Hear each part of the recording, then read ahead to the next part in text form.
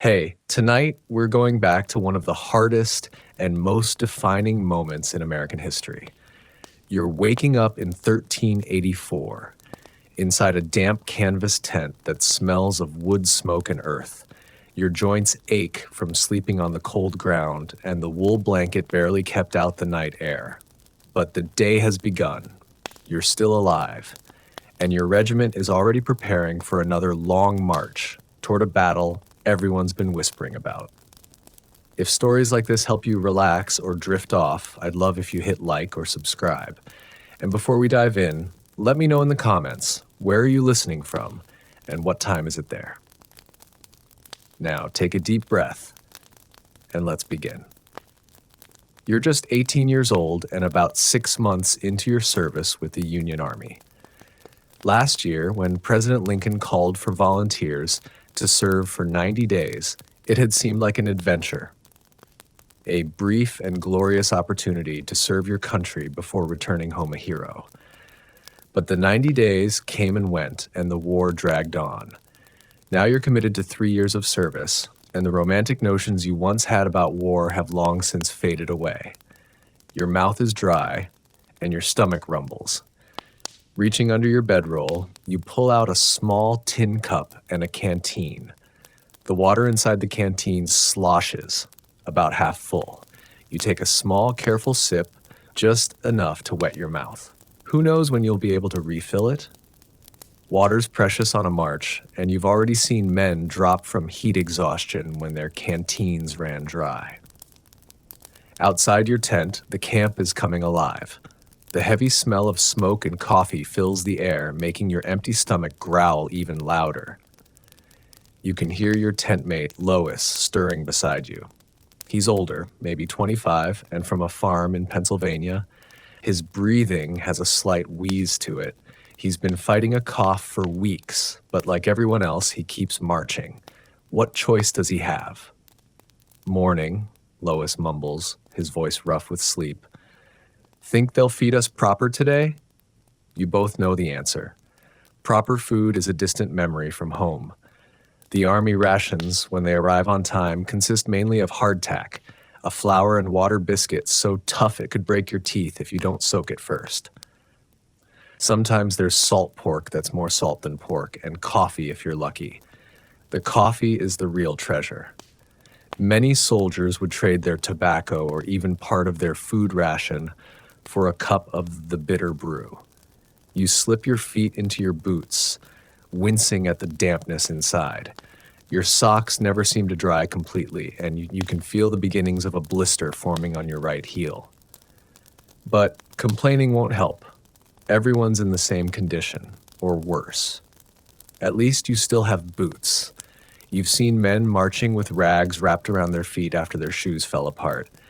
Just be glad we ain't the Rebs, Lois says, as if reading your thoughts. Heard they're living on cornbread and anything they can steal. Outside, a bugle sounds, signaling the official start of the day.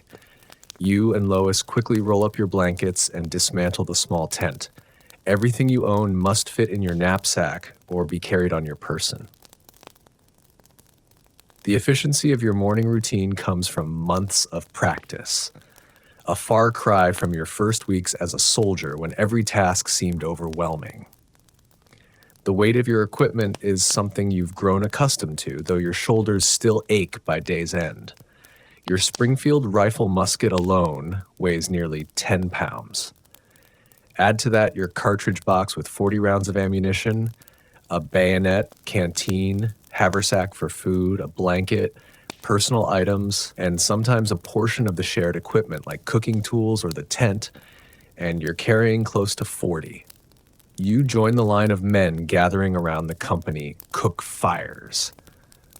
The company cooks, soldiers selected for the duty, are doling out coffee in tin cups and hardtack from barrels. You take your ration gratefully, dunking the rock-hard biscuit into the black coffee to soften it. The first bite reveals tiny black specks moving in the soaked hardtack. Weevils. You've learned to ignore them. Protein is protein, as the veterans joke, and picking them out is a waste of precious eating time. Mail came in last night, says a freckle-faced private named Jenkins. Tristan's got letters. This news sends a ripple of excitement through the men. Letters from home are more valuable than gold out here. They're the thin threads connecting you to the world you left behind. To people who still remember you as more than just another blue uniform in an endless line of marching men, you finish your coffee quickly, hand back the tin cup, and join the small crowd gathering around Tristan, the company clerk who handles the mail. He's calling out names, and each time a letter is claimed, you see a momentary flash of joy on a dirt-streaked face. You wait, hoping, but your name isn't called. It's been 3 weeks since you've heard from home. You tell yourself the letter is just delayed, not lost. The mail system is unreliable at best. Lois gets a letter from his wife, judging by how he carefully tucks it inside his jacket without opening it. He'll save it for tonight, to read privately by firelight. Some things are too precious to share, even among men who sleep side by side and face death together. Form up, form up. The sergeant's voice cuts through the morning chatter. We move out in 10 minutes. The camp erupts into organized chaos as hundreds of men gather their belongings and form into companies. Your company, Company K, consists of about 80 men, down from the 100 who started when you enlisted. Disease has claimed more than combat so far, with measles, dysentery, and typhoid fever sweeping through the camps with ruthless efficiency. You take your place in line, standing shoulder to shoulder with men you now know better than your own brothers. There's Jenkins with his freckles and endless supply of jokes. Thompson, the former school teacher who carries a small copy of Shakespeare's sonnets. Monroe, who barely speaks but can play any tune on his harmonica, and of course, Lois, your tent mate, who joined up, leaving a wife and 2 small children behind. The drum begins its steady beat, and the long column of soldiers starts to move. Left foot, right foot. The rhythm of the march becomes the rhythm of your existence. You've learned to empty your mind during these endless marches, to find a place inside yourself where time stretches and contracts, where you can be both present in your aching body and somehow separate from it. The late summer sun rises higher, beating down on your blue wool uniform. Sweat trickles down your back, and your wool shirt sticks to your skin. The insides of your thighs chafe painfully, where the rough fabric of your trousers rubs with each step. These are the miseries no one told you about when you enlisted, not the grand heroics of battle, but the constant grinding discomfort of a soldier's daily existence. Water discipline, the sergeant calls out as you pass a small creek. No stopping yet, though. Every man in the column eyes the sparkling water with longing. The officers don't want to break the marching rhythm for individual water stops. When you do stop, it will be organized, with designated men filling canteens for their comrades to prevent the chaos that could occur if hundreds of thirsty soldiers rushed a water source at once. The road stretches ahead, dusty and seemingly endless. The men at the front of the column kick up dirt that settles on those behind, coating everyone and everything in a fine, gritty layer. Your mouth tastes of dust and your eyes sting. Still you march on, left foot, right foot. By midday, the column halts for a brief rest. You sink to the ground at the side of the road, grateful for the chance to take the weight off your blistered feet. Lois sits beside you, finally opening his letter.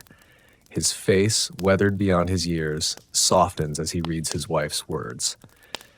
For a moment, he's not a soldier, but a husband, a father, a man with a life beyond this endless march. She says the corn's coming in good this year, he tells you, a smile breaking through the dust on his face, and little Mary took her first steps. The pride in his voice is palpable, but there's sadness too. A first step is something you can't get back, a moment forever lost to him. You nod, trying to share in his joy while fighting back your own homesickness. The farm in Ohio seems a lifetime away now, though it's been less than a year. You wonder how the apple trees are doing, if your mother still sets a place for you at dinner, if the girl from the neighboring farm ever reads the awkward letter you sent before marching off to war. The rest is short, 30 minutes at most, before the drums beat again and the sergeants call for formation. You help Lois to his feet, noticing how his cough has worsened since morning. He waves off your concern. Just dust, he insists, though you both know it's more than that. The Army doctors have little to offer for such ailments. Perhaps a dose of blue mass pills that contain mercury and often make the patient worse, or a shot of whiskey to ease the discomfort temporarily. Many men prefer to suffer in silence rather than risk the cures. The afternoon march is harder than the morning. The novelty of movement has worn off, replaced by the grinding reality of sore muscles and blistered feet. The weight of your pack seems to increase with each mile. Your rifle, once a point of pride, has become just another burden. You march through small towns where civilians watch from windows and porches. Some wave or offer water, others turn away. This is Union territory, but sympathies are divided. You've seen the sidelong glances, heard the muttered comments. Not everyone believes in the cause you're fighting for, and sometimes that's harder to bear than the physical hardships. By late afternoon, rumors filter back through the column. You're stopping early today. The area ahead has good water and defensible ground. The officers anticipate reaching the battlefield within 2 days and want the men rested. This news brings both relief and apprehension. Rest is desperately needed, but it also means you're drawing closer to combat. When the order finally comes to make camp, there's an audible sigh of relief from the men. The regiment flows off the road into adjacent fields, companies directed to their designated areas by mounted officers. The routine is well established now. First, secure the area and set up defensive positions if needed. Then establish cook fires, pitch tents, and only then can men see to their personal comfort. You and Lois work together to set up your small shelter tent, really just 2 pieces of canvas buttoned together and stretched over a horizontal pole, open at both ends. It's barely large enough for 2 men to sleep under and offers minimal protection from rain, but it's better than sleeping in the open. The camp comes alive around you. Fires are built, and soon the smell of cooking fills the air. Today, there's a surprise. Fresh beef has arrived with the supply wagons. It's a welcome change from salt pork and hardtack. Men line up with their tin plates, faces expectant. The portion you receive is small, tough, and badly cooked, but it's still the best meal you've had in weeks. As evening falls, the mood in the camp shifts. Men gather in small groups, talking quietly, writing letters by firelight, or engaging in impromptu entertainment. Thompson recites Shakespeare to an appreciative audience. Monroe plays his harmonica, the mournful notes of Home, Sweet Home, bringing unexpected tears to your eyes. Some men play cards or dice, gambling for trivial stakes, a button, an extra coffee ration, the promise of a future favor. You sit by a small fire with Lois and Jenkins, listening to the sounds of the camp settling for the night. In the distance, picket sentries watch for any sign of enemy movement, though you're still considered to be in friendly territory. The war feels both imminent and somehow distant in these quiet moments. My par fought the British in '35, Jenkins says, poking at the fire with a stick. Said the waiting was always worse than the fighting. Said once the shooting started, you didn't have time to be scared. Lois nods thoughtfully. My granddaddy told stories about the revolution. Said men would soil themselves before battle but stand firm once it began. He pauses, coughing deeply before continuing. Guess some things don't change. You've experienced this already, the cramping guts and dry mouth as you waited for your first battle to begin, then the strange, detached calm that came once you were in the thick of it. Not bravery exactly, but a narrowing of focus to the immediate tasks. Load, aim, fire, load, aim, fire. as if your body continued on its own while your mind retreated to some safer place. "They say this one's going to be big," Jenkins says quietly. "Whole rebel armies supposed to be up ahead." No one responds. What is there to say? "You'll march where ordered, fight when commanded, and hope to survive." Individual choice feels like a distant concept from another life. As darkness deepens, the camp grows quieter. The day's exhaustion catches up with everyone, and men retreat to their tents or simply wrap themselves in blankets beside dying fires. You and Lois crawl into your small tent, arranging yourselves in the familiar pattern, heads at opposite ends to give each other slightly more room. You use your knapsack as a pillow, the hard edges digging into your cheek. Above you, through the open end of the tent, stars are visible in the clear night sky. The same stars shine over Ohio, over your family's farm. The thought brings both comfort and a sharp pang of longing. Lois's breathing has the rattle of developing pneumonia. You've heard it before in other men, know what it likely means if left untreated. But what can you do? The regimental surgeon has hundreds of men to care for, and a cough isn't a priority, not with a battle looming. "If anything happens to me," Lois says suddenly, his voice barely above a whisper, "would you make sure my wife gets my things and my pay if they ever give it to us?" The question hangs in the darkness. It's not the first time you've had this conversation. Most men in the company have made similar pacts, a brotherhood of grim insurance policies against the uncertainty of war. "Of course I will," you answer. "But nothing's going to happen. We'll see this through. Get back home."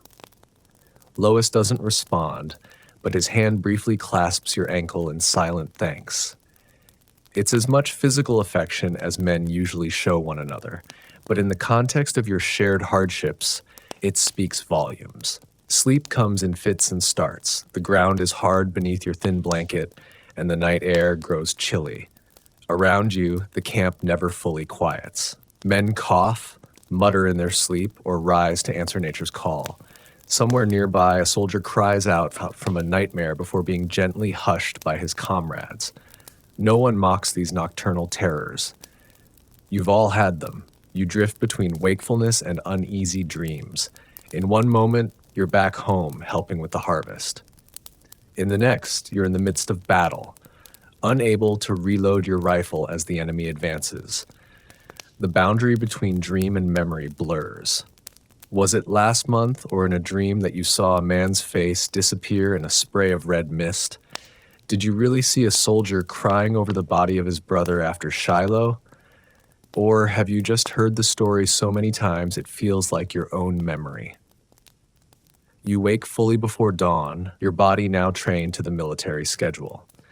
Lois is already awake, sitting at the tent opening, shoulders hunched as he tries to suppress his cough. He offers a weak smile when he notices you watching. "Another day," he says simply. "Another day of marching, another day closer to battle, another day of being a small, anonymous part of this vast and terrible machinery of war, but also another day alive, with the fragile hope of someday returning home." You nod and begin the process of preparing for the day ahead. There's a strange comfort in the routine, the familiar weight of your equipment, the predictable tasks, the camaraderie of shared hardship. This is your life now. For better or worse, you are a Union soldier in the summer of 1384. One blue uniform among thousands, marching toward a destiny you can neither predict nor control. As the first hint of dawn lightens the eastern sky, the bugles sound. Another day begins. You feel the deep ache in your shoulders as you hoist your pack, the familiar weight of your rifle in your hands. Around you, the regiment stirs to life, a massive organism of which you are but a single cell. Left foot, right foot.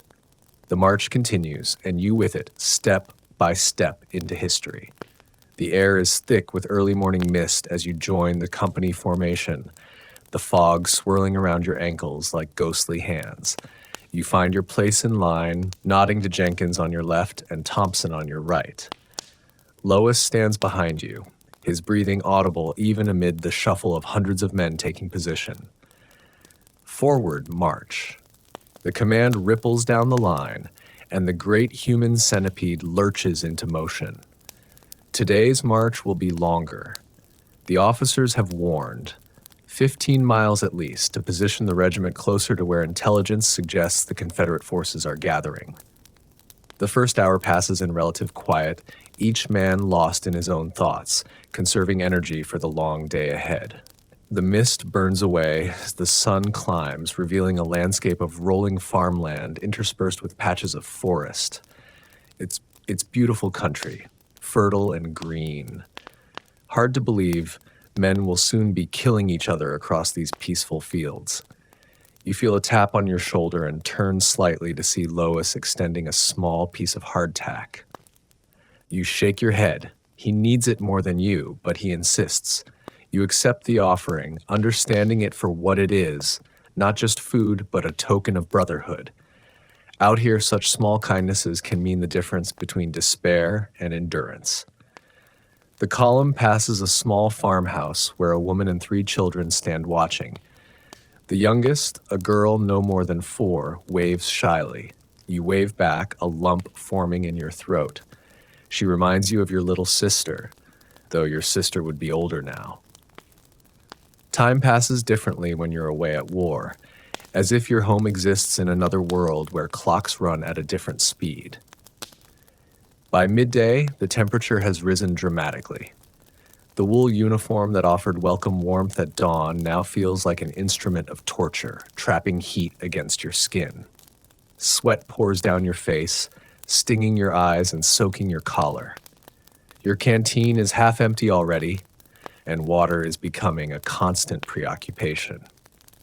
During a brief rest halt, rumors sweep through the ranks. Scouts have reported Confederate cavalry just 5 miles ahead. The enemy main force is entrenched near a river crossing you'll reach by tomorrow. Artillery fire has been heard in the distance. Each rumor contradicts the last, and veterans know to treat them all with skepticism. The first casualty of war is truth, Thompson quotes quietly, though you're not sure if it's Shakespeare or his own observation. The afternoon brings new hardships. The road narrows and turns muddy where it passes through a swampy area. Each step becomes a struggle as your boots sink ankle-deep in the muck. Men curse as they stumble or lose shoes to the hungry mud. The column stretches out, losing its cohesion as stronger men outpace those who struggle. Keep it tight. Close it up. The sergeants move up and down the line, cajoling, threatening, occasionally helping the weakest men. Unity is survival, a lesson drilled into every soldier from his first day of training. By late afternoon, exhaustion has become your primary reality. Your world has narrowed to the few feet of muddy road before you and the endless command to place one foot in front of the other. Your shoulders scream from the weight of your pack. The rifle that once felt like a natural extension of your arm now seems made of solid lead. And yet you march on, because everyone else is marching, because there is nowhere else to go, because to fall behind is to be left behind. And men left behind sometimes don't catch up at all. They're found days later, robbed and killed by bushwhackers or simply vanished into the hungry landscape of war. Lois's cough has worsened with the day's exertion. Each hacking spasm doubles him over, yet somehow he keeps pace. You've offered to carry some of his gear, but pride won't let him accept. Instead, you silently position yourself to catch him if he falls, a contingency neither of you acknowledges aloud. Just as the sun begins to set, casting long shadows across the road, the column comes to an unexpected halt. Word passes back. The scouts have located a Confederate patrol less than a mile ahead. The regiment is deploying into defensive positions for the night, preparing for possible contact by morning. There's a new urgency in the officers' commands as companies are directed off the road into adjacent fields and woodlots. Your company is assigned to picket duty at the edge of a small forest, watching the approach from the north. It means no proper camp tonight, no fires, and heightened vigilance until dawn. You and Lois find a position behind a fallen log that offers some concealment and protection. Neither of you speaks of the possibility of combat tomorrow. Instead, you share the last of your hardtack and a precious sip of water, then check your weapons with practiced hands. Your Springfield rifle is loaded with a Minié ball, a deadly conical bullet that expands on impact, creating devastating wounds. You touch the percussion cap that will ignite the powder when you pull the trigger, ensuring it's properly seated. Night falls completely, bringing a profound darkness broken only by the faint light of stars. No moon tonight, good for concealment, bad for seeing approaching enemies. The forest around you comes alive with nocturnal sounds, the rustle of small animals, the call of a distant owl, the whisper of wind through leaves. Every sound makes you tense, your senses heightened by the knowledge that danger may be near. Time stretches in the darkness. You're assigned the first watch while Lois tries to rest, though his coughing makes real sleep impossible. You strain your eyes into the blackness beyond your position, seeing shapes move that aren't really there. The mind plays tricks in such situations, conjuring enemies from shadows. Do you ever wonder what they're thinking? Lois whispers during a quiet moment. The Rebs. Do you think they're sitting in the dark just like us, missing home and wondering why they're here? The question catches you off guard.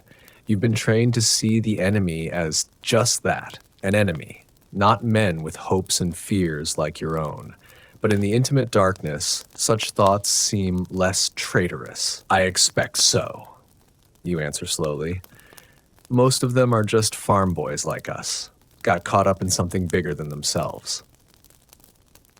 Lois is quiet for a long moment.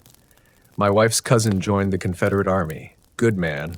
Used to come for Christmas dinner every year.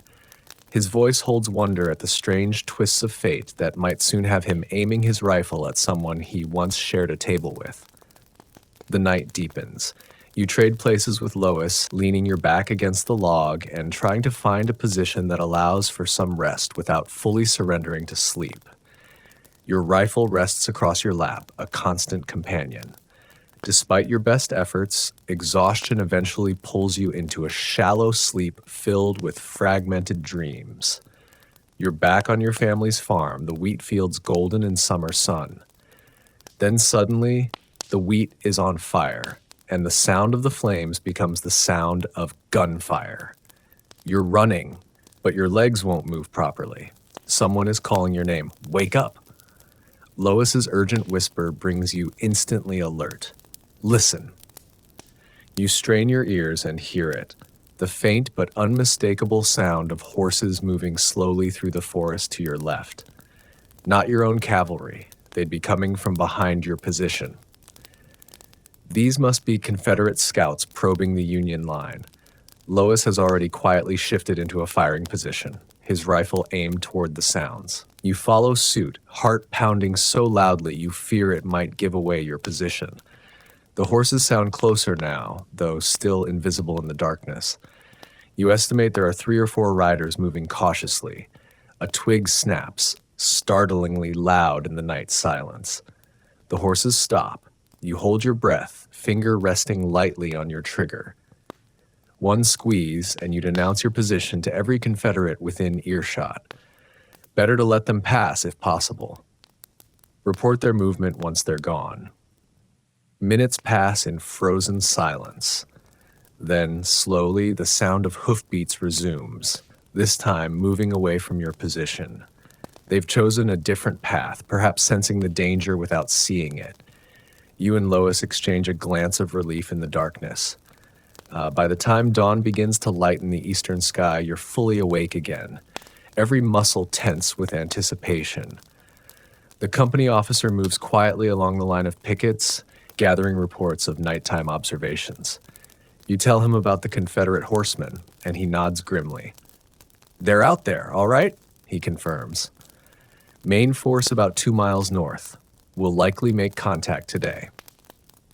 The regiment forms up as the sun rises, not in marching column this time, but in battle formation. Companies arrange themselves by the book, creating a blue line 2 ranks deep that stretches across the open field.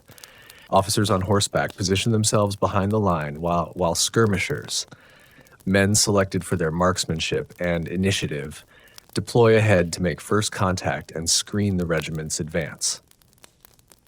Your company forms part of the main line, positioned near the center right of the regiment. You stand shoulder to shoulder with your comrades, close enough to feel Lois trembling slightly beside you. Though whether from illness or nerves, you can't tell. Probably both. The order comes to advance. The blue line begins to move forward across the field, maintaining its formation with impressive discipline, considering the uneven ground. Each step brings you closer to whatever waits beyond the far tree line. Your mouth is dry, your palms sweaty around the rifle stock. The familiar symptoms of pre-battle fear wash through you. The churning stomach, the need to urinate, the heightened awareness that makes colors seem brighter and sounds sharper. You're not the same frightened boy who faced his first battle months ago. Experience has taught you that fear can be managed, can even sharpen your reactions when the shooting starts. But the fear never goes away completely, not for anyone. The veterans just hide it better. 500 yards from the tree line, the first shot rings out, a Confederate picket firing at the Union skirmishers. Then another shot and another. The skirmishers return fire, small puffs of smoke marking their positions ahead of the main line. The scattered exchange of fire quickly intensifies as more Confederate troops reveal their positions along the edge of the forest. "Steady, boys," the captain calls from behind your company. "Keep moving forward." The regiment advances at a measured pace despite the increasing fire. Men fall here and there as Confederate bullets find their marks, but the line closes around these gaps and continues forward. 400 yards, 300, the fire intensifies. "Company, halt!" The command rings out and the blue line comes to a stop. "Ready?" You raise your rifle to the ready position that your movement's automatic after countless drills. "Aim." You bring the rifle to your shoulder, sighting along the barrel toward the smoke-shrouded tree line, where muzzle flashes reveal enemy positions. "Fire!" The regiment's first volley crashes out in a thunderous roar, hundreds of rifles firing almost as one. The recoil punches into your shoulder, and acrid smoke envelops the line. Through the haze, you can see your bullets striking the trees and ground around the Confederate positions, with some finding human targets. Rebel soldiers fall, but others continue firing. Load. Your hands move through the familiar motions. Tear open a paper cartridge with your teeth. Pour powder down the barrel. Ram the Minié ball home. Place a percussion cap on the nipple. The process takes about 30 seconds for an experienced soldier, time during which you're vulnerable to enemy fire. Ready, aim, fire. Another volley. Another cloud of smoke. The air is now thick with it, obscuring your view of the battlefield. The noise is deafening. Not just the crash of hundreds of rifles, but the whine of bullets passing nearby, the shouts of officers, the screams of the wounded. All around you, men are loading and firing in a deadly rhythm. To your right, Jenkins falls suddenly, a red stain spreading across his blue jacket. There's no time to help him. The line has already closed to fill his place, and the next command to fire is coming. This is the terrible arithmetic of battle. One man falls. The line contracts. The firing continues. Lois still stands beside you, his face pale but determined as he reloads his rifle. He meets your eyes briefly during a pause in the firing, and something unspoken passes between you. An acknowledgement that you're both still alive, at least for now. The battle unfolds in a series of smoky tableaux, moments of intense clarity punctuating the chaos. The Confederate line attempting a flanking movement to your left, only to be met by a Union cavalry charge. A rebel officer on a white horse raising his sword to rally his men before disappearing in a hail of bullets. the regimental flag falling as its bearer is hit, then instantly raised again by another soldier. Time loses all meaning in the midst of combat. It might be minutes or hours that you've been standing in this field, loading and firing your rifle until the barrel becomes too hot to touch. Your world has narrowed to the most basic elements of survival. The mechanical actions of reloading, the strain to see targets through the smoke, the constant awareness of the men to either side. A new sound cuts through the din of battle, the distinctive boom of artillery. Confederate cannon have opened fire from a position to the north, sending shells screaming toward the Union line. The first rounds fall short, throwing up geysers of dirt and stone, but the rebel gunners are finding their range, each shell landing closer to your position. "Down!" someone shouts as a shell lands 20 yards ahead of your company. You drop instinctively, feeling the concussion of the explosion as dirt and fragments rain down. When you rise, there's a gap in the line where 3 men had been standing seconds before. The artillery changes the complexion of the battle. The Union line begins to waver under the combined pressure of Confederate infantry fire and the devastating artillery barrage. Men look to their officers, seeking guidance or reassurance. But the smoke makes it difficult to see more than a few yards in any direction. "Fall back!" The order finally comes, passed along the line by officers and sergeants. Fall back to the tree line. Orderly withdrawal. Retreat is perhaps the most dangerous moment in battle, to turn your back on the enemy, to break the cohesion of the line. These actions invite disaster if not executed with discipline. Your company begins to withdraw, walking backward while continuing to fire, providing cover for each other. You help Lois, who stumbles as a shell explodes nearby, nearly knocking him off his feet. His face is gray with exhaustion and illness. But he keeps moving, keeps fighting. Together, you make it to the relative shelter of the forest edge, where the regiment begins to reform its line among the trees. The battle continues until dusk, a stalemate of attack and counterattack across the contested field. By nightfall, both sides withdraw to lick their wounds and prepare for the next day's fighting. The cost has been high.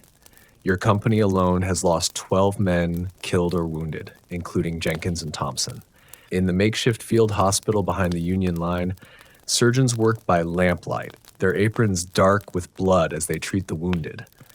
The sound of sawing reaches your ears, amputations being performed on men with shattered limbs. The lucky ones get chloroform or ether before the blade touches them. Some get only a shot of whiskey and a leather strap to bite down on. You and Lois sit silently at the edge of the camp, too exhausted to speak, too wired from combat to sleep. Tomorrow will bring more of the same, another test of courage, skill, and simple luck. For now, you clean your rifle, check your remaining ammunition, and watch the stars emerge above the battlefield. The same stars that shine over Ohio and Pennsylvania, over the homes you both dream of seeing again. This is the reality of a Civil War soldier's life. Long periods of boredom and hardship punctuated by moments of absolute terror. Not the glorious adventure promised by recruitment posters, but a grinding test of endurance where survival itself is victory. And you're one of the lucky ones. You're still alive, still able to fight, still holding on to the hope of someday returning home. As you finally stretch out on the hard ground, rifle at your side, you wonder what tomorrow will bring. More marching, more fighting. You've learned not to look too far ahead. In war, the future extends only as far as the next sunrise. For now, it's enough to have survived another day in the life of a Civil War soldier. You wake with a start, momentarily disoriented. The ground beneath you is damp, and a fine mist hangs in the early morning air. Around you, men are stirring, their movements slow and stiff after sleeping on the cold earth. Yesterday's battle feels both impossibly distant and terrifyingly immediate, like a nightmare you can't quite shake off. Lois lies beside you, his breathing shallow and rapid. His cough has worsened overnight, and a sheen of sweat covers his forehead despite the morning chill. You place a hand on his shoulder, feeling the heat radiating through his damp uniform. "I'm fine," he mutters before you can speak, pushing himself up to a sitting position with visible effort. "Just need to get moving." You both know he's not fine. The combination of pneumonia and exhaustion from yesterday's battle has pushed him to his limits. But what choice does he have? The regiment is preparing to move out, and any man who can't keep up will be left behind at a field hospital, places soldiers have learned to fear almost as much as the battlefield itself. The regimental surgeon, Dr. Morris, moves through the camp, checking on the wounded who weren't evacuated yesterday. He's a grim-faced man in his 40s, with bloodstains permanently embedded in the creases of his hands. When he reaches Lois, he listens to his chest with a stethoscope, his expression revealing nothing. "Pneumonia," he confirms, though you all knew this already. "Should be in hospital." Lois shakes his head firmly. "I can march, Doc. Just give me something for the cough." The doctor sighs. He's had this conversation countless times before. From his bag, he produces a small bottle of dark liquid. "Laudanum," he explains, handing it to Lois. "Take a few drops when the cough gets bad. Not too much. It's addictive stuff." He moves on to the next patient without further discussion, aware that dozens more need his attention before the regiment moves out. Laudanum, a tincture of opium mixed with alcohol. You've seen men become dependent on it, their eyes glazed and movements sluggish, but still they beg the doctors for more. It's effective, though, one of the few truly effective medications available to Civil War doctors. The camp bustles with pre-march activity. Men roll their blankets, pack knapsacks, and form into companies. The wounded from yesterday's battle have been moved to a field hospital set up in a nearby church. Those who can't be moved are placed in farm wagons to travel with the regiment until they reach a more permanent medical facility. Today's objective is unclear. Rumors contradict each other as usual. Some say you're marching to join a larger force, preparing for a major offensive. Others insist you're withdrawing to more defensible positions. The enlisted men rarely know the big picture. Your world has shrunk to the immediate concerns of your company and regiment. Breakfast is coffee and hardtack again. The biscuit is so hard you need to soak it in your coffee to make it edible. The coffee itself is a precious commodity. Many men would rather go without food than miss their morning cup. It's one of the small comforts that makes the hardships bearable. As you eat, you take stock of your company. The losses from yesterday are evident in the gaps in the ranks. Jenkins is gone, likely dead, though you never saw what happened to him after he fell. Thompson is in the field hospital with a bullet wound to his shoulder. He might survive if infection doesn't set in. Monroe sits nearby, quietly playing his harmonica, the mournful tune at odds with the bustling camp around him. "Mail call before we move out," announces Tristan, the company clerk. A cheer goes up from the men. "Mail is the closest thing to home any of you have out here. This time your name is called. The letter is from your mother, dated 3 weeks ago.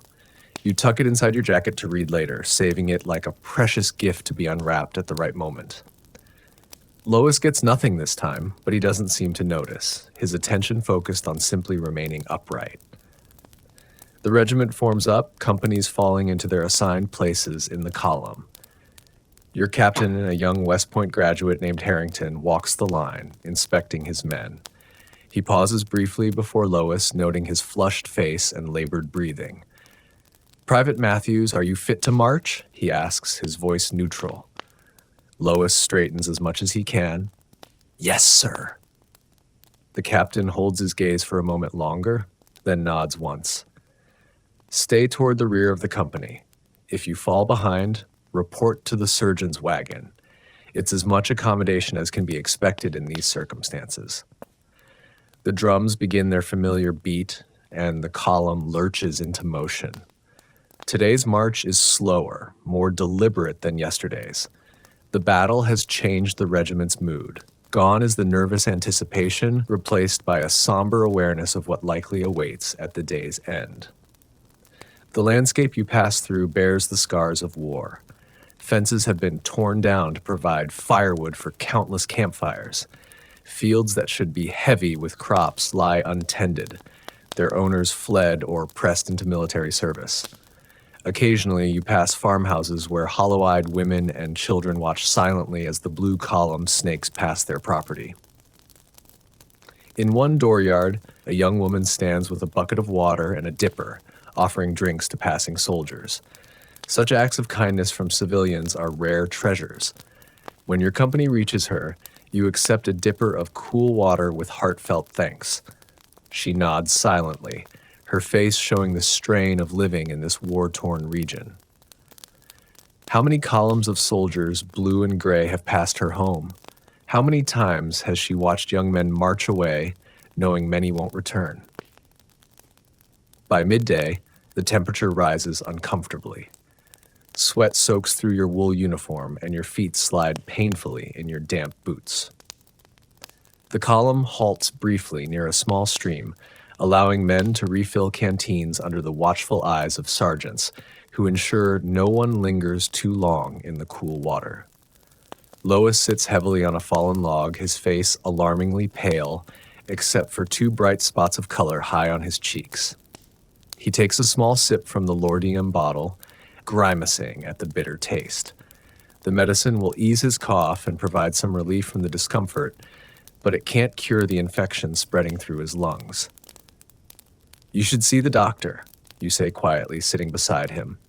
"Get on one of the wagons." He shakes his head stubbornly. "Those wagons are for the wounded. I'll keep up." You don't argue further. There's a peculiar pride among soldiers, an unwillingness to admit weakness or seek special treatment when others are suffering worse.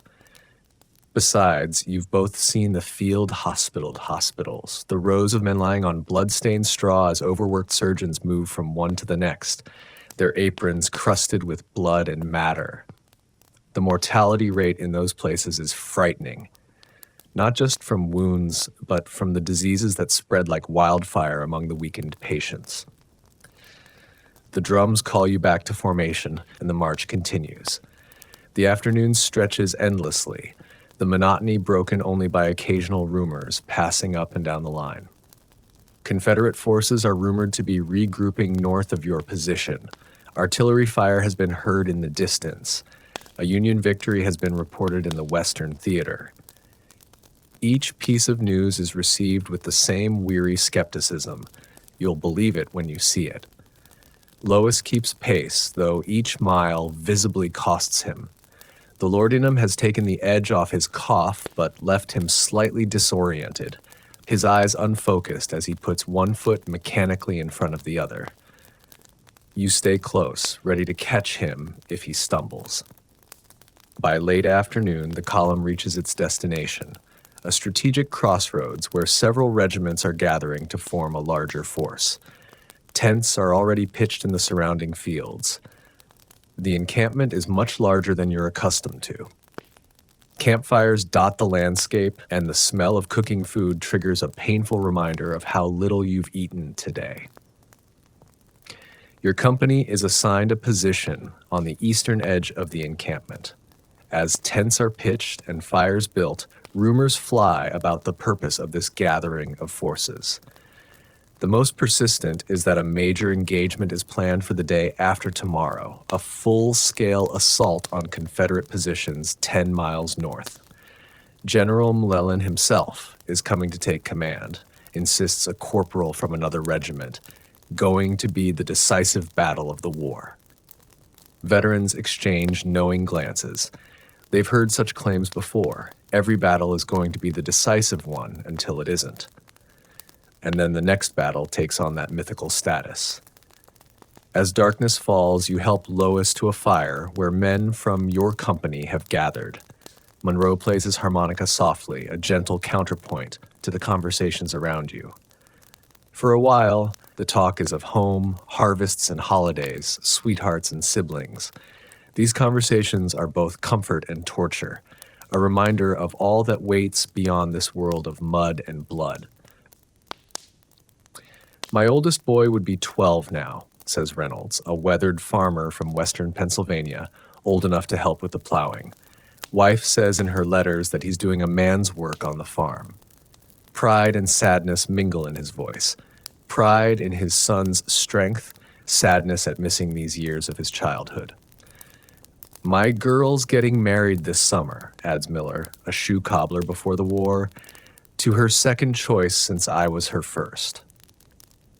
The men laugh, but there's a bitterness beneath the humor. How many engagements have been broken by this long separation? How many soldiers will return home to find their places taken by those who didn't march away? Lois sits quietly, occasionally sipping from his canteen, the laudanum having dulled both his physical pain and his connection to the conversation around him. You notice how the other men glance at him with concern but say nothing. This, too, is part of the brotherhood of soldiers, the shared understanding of when to offer help and when to preserve a man's dignity through silence. As the evening deepens, you finally find a moment to read your mother's letter. The paper is thin, the handwriting familiar and comforting. She writes of home, the apple trees blooming, the new calf born to the old cow, the church social where everyone asked after you. Between the lines of cheerful domestic news, you can read her worry, her desperate hope for your safe return. She mentions that the girl from the neighboring farm, Emma, has been asking about you. This detail makes your heart beat a little faster. Before leaving, you'd barely had the courage to speak to Emma beyond polite greetings at church. The thought that she might think of you now, might even wait for your return, offers a fragile hope for a future beyond this war. The letter ends with a pressed flower, a violet from the patch beside the farmhouse door. The delicate purple blossom seems impossibly out of place here among the dirt and sweat of the military camp. You carefully place it back in the envelope, a talisman of home to carry with you. Night brings a cooler temperature and the relative luxury of a properly established camp. Tents are pitched in orderly rows, latrines dug at the appropriate distance, and guards posted at regular intervals. After weeks of hasty overnight stops during marches, this feels almost civilized. You and Lois prepare for sleep, arranging your bedrolls inside the small tent. His condition has worsened throughout the evening, his breathing becoming more labored, his skin hot to the touch. The laudanum bottle is nearly empty now. You need to see the doctor in the morning, you insist, no longer willing to respect his stubborn pride. This isn't getting better on its own. He nods weakly, perhaps too exhausted to argue further. If I'm not better by morning, he concedes, then falls into a restless sleep punctuated by coughing fits that rack his entire body. You lie awake longer, listening to the sounds of the camp settling for the night. Someone in a nearby tent snores loudly. Sentries call to each other as they change watch. From a distant part of the encampment comes the sound of men singing, "Home, Sweet Home," the melody carrying clearly in the night air. You find yourself humming along the familiar tune, bringing a lump to your throat. Sleep comes eventually, though it's light and broken. Your dreams are a confused mixture of home and war. You're plowing the north field on your family's farm, but the furrows fill with blood behind you. You're sitting in church beside Emma, but the hymns become screams of wounded men. You're watching Lois cough blood into a handkerchief that transforms into a Confederate flag. You wake before dawn to find Lois's condition dramatically worsened. His breathing is shallow and rapid, his face flushed with fever, his nightshirt soaked with sweat. When you touch his shoulder, his eyes open, but they're glazed and unfocused. "Sarah," he mumbles, clearly delirious. "Is that you?" Sarah, his wife's name. Your stomach clenches with fear. "This is bad, very bad." "It's me," you say gently. "I'm going to get the doctor." You hurry through the pre-dawn darkness to the surgeon's tent, praying that Dr. Morris hasn't been called elsewhere. To your relief, he's there, already awake and preparing his instruments for the day ahead. When you explain Lois's condition, he nods grimly and follows you back to your tent. The examination is brief but thorough. Dr. Morris listens to Lois's chest, feels his pulse, and checks his temperature. His expression tells you everything before he speaks. Pneumonia, advanced stage, he confirms. He needs to be evacuated to a general hospital immediately. Within the hour, Lois is loaded onto an ambulance wagon along with several other seriously ill soldiers. The two-wheeled vehicle is designed to transport wounded men as gently as possible over rough terrain, but it still looks painfully inadequate for the journey ahead. I'll write to Sarah, you promise as they prepare to depart. Let her know where you're being sent. Lois nods weakly, momentarily lucid. My things, he manages. If I don't, you will. You interrupt firmly. You'll be back with the company before you know it. Both of you understand this for the well-intentioned lie it is. Pneumonia kills more soldiers than bullets do, and Lois's case is severe. The ambulance wagon pulls away, joining a small convoy headed for the nearest large town where a proper hospital has been established. You watch until it disappears from view, wondering if you'll ever see your friend again. There's little time to dwell on Lois's departure. The regiment is preparing for a reconnaissance mission, and your company is selected to participate. After a hasty breakfast, you form up with 30 other men under the command of Lieutenant Parker, a nervous young officer recently promoted from the ranks. The mission is straightforward, but dangerous. Advance 3 miles toward the reported Confederate positions. Observe their strength and disposition and return with the information. No engagement unless absolutely necessary. Speed and stealth are essential. Your company moves out in skirmish formation, each man about 5 yards from the next, creating a wide but thin line that can respond quickly to enemy contact. The morning mist provides some concealment as you advance through woods and across small clearings, every sense alert for signs of Confederate pickets or patrols. The absence of Lois beside you feels like a physical wound. You've grown so accustomed to his presence, his quiet strength, his dry observations, his steadfast reliability, that operating without him leaves you off balance. The new man assigned to your position in the skirmish line, a fresh-faced recruit named Davis, who can't be more than 17, seems painfully young and inexperienced by comparison. Stay close to me, you tell him quietly as you move through a patch of dense undergrowth. Watch what I do. He nods gratefully, clutching his rifle with white-knuckled hands. You remember being that terrified once, though it seems a lifetime ago now. War ages a man quickly, those who survive, anyway. The skirmish line advances cautiously for nearly 2 hours, encountering no resistance. Lieutenant Parker begins to grow confident, perhaps too confident.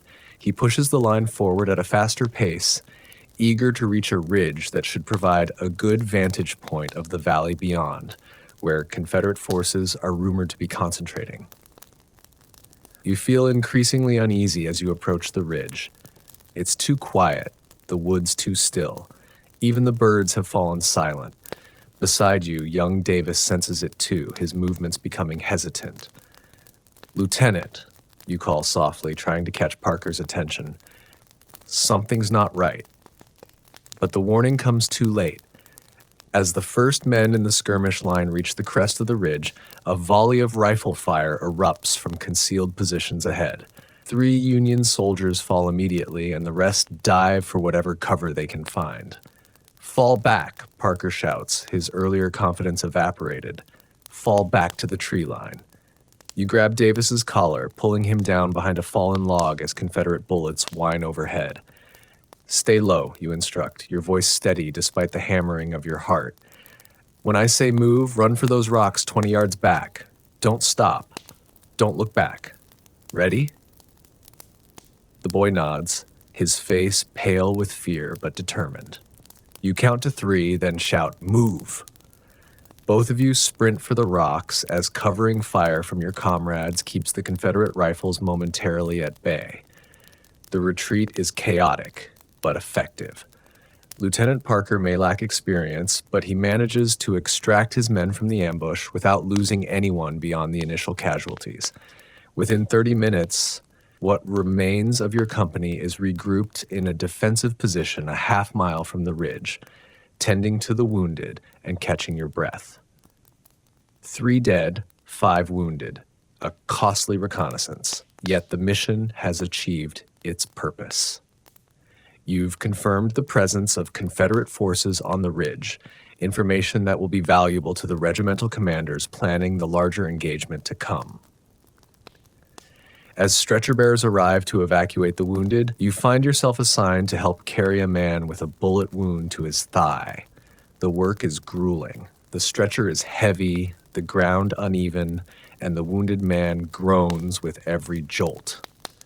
Despite your best efforts to move smoothly, by the time you reach the field hospital, your shoulders and arms burn with exhaustion. The hospital itself is a disturbing scene of organized chaos. Tents have been set up in a clearing, with operating tables positioned under the largest one. Surgeons in blood-spattered aprons move from patient to patient, making quick assessments, those who can wait, those who need immediate attention, those beyond help. You've delivered your wounded comrade and are about to leave when a harried-looking nurse intercepts you. "You're with the 118th, aren't you?" she asks, wiping bloody hands on her already stained apron. "There's a man asking for you, or someone from your company." Your heart leaps with impossible hope. Could Lois have somehow ended up here instead of the general hospital? But the nurse leads you to a different tent where wounded men lie on straw pallets laid directly on the ground. The man she points to is Thompson, the school teacher from your company, who was wounded in yesterday's battle. His face lights with recognition when he sees you. The bullet wound to his shoulder has been treated, but infection has clearly set in. His skin has the waxy pall that you've learned to recognize as a dangerous sign. "Thought I might not see a familiar face before." He doesn't finish the sentence, but he doesn't need to. You both know what the infection means if it continues to spread. You sit beside him, offering your canteen. "You'll be back with the company by harvest time," you say, repeating the same well-intentioned lie you told Lois earlier, giving us Shakespeare lessons around the campfire. Thompson smiles weakly. "Poor players that strut and fret their hour upon the stage," he quotes softly, and then are heard no more. You stay with him until he drifts into a fitful sleep, then make your way back to the company's position.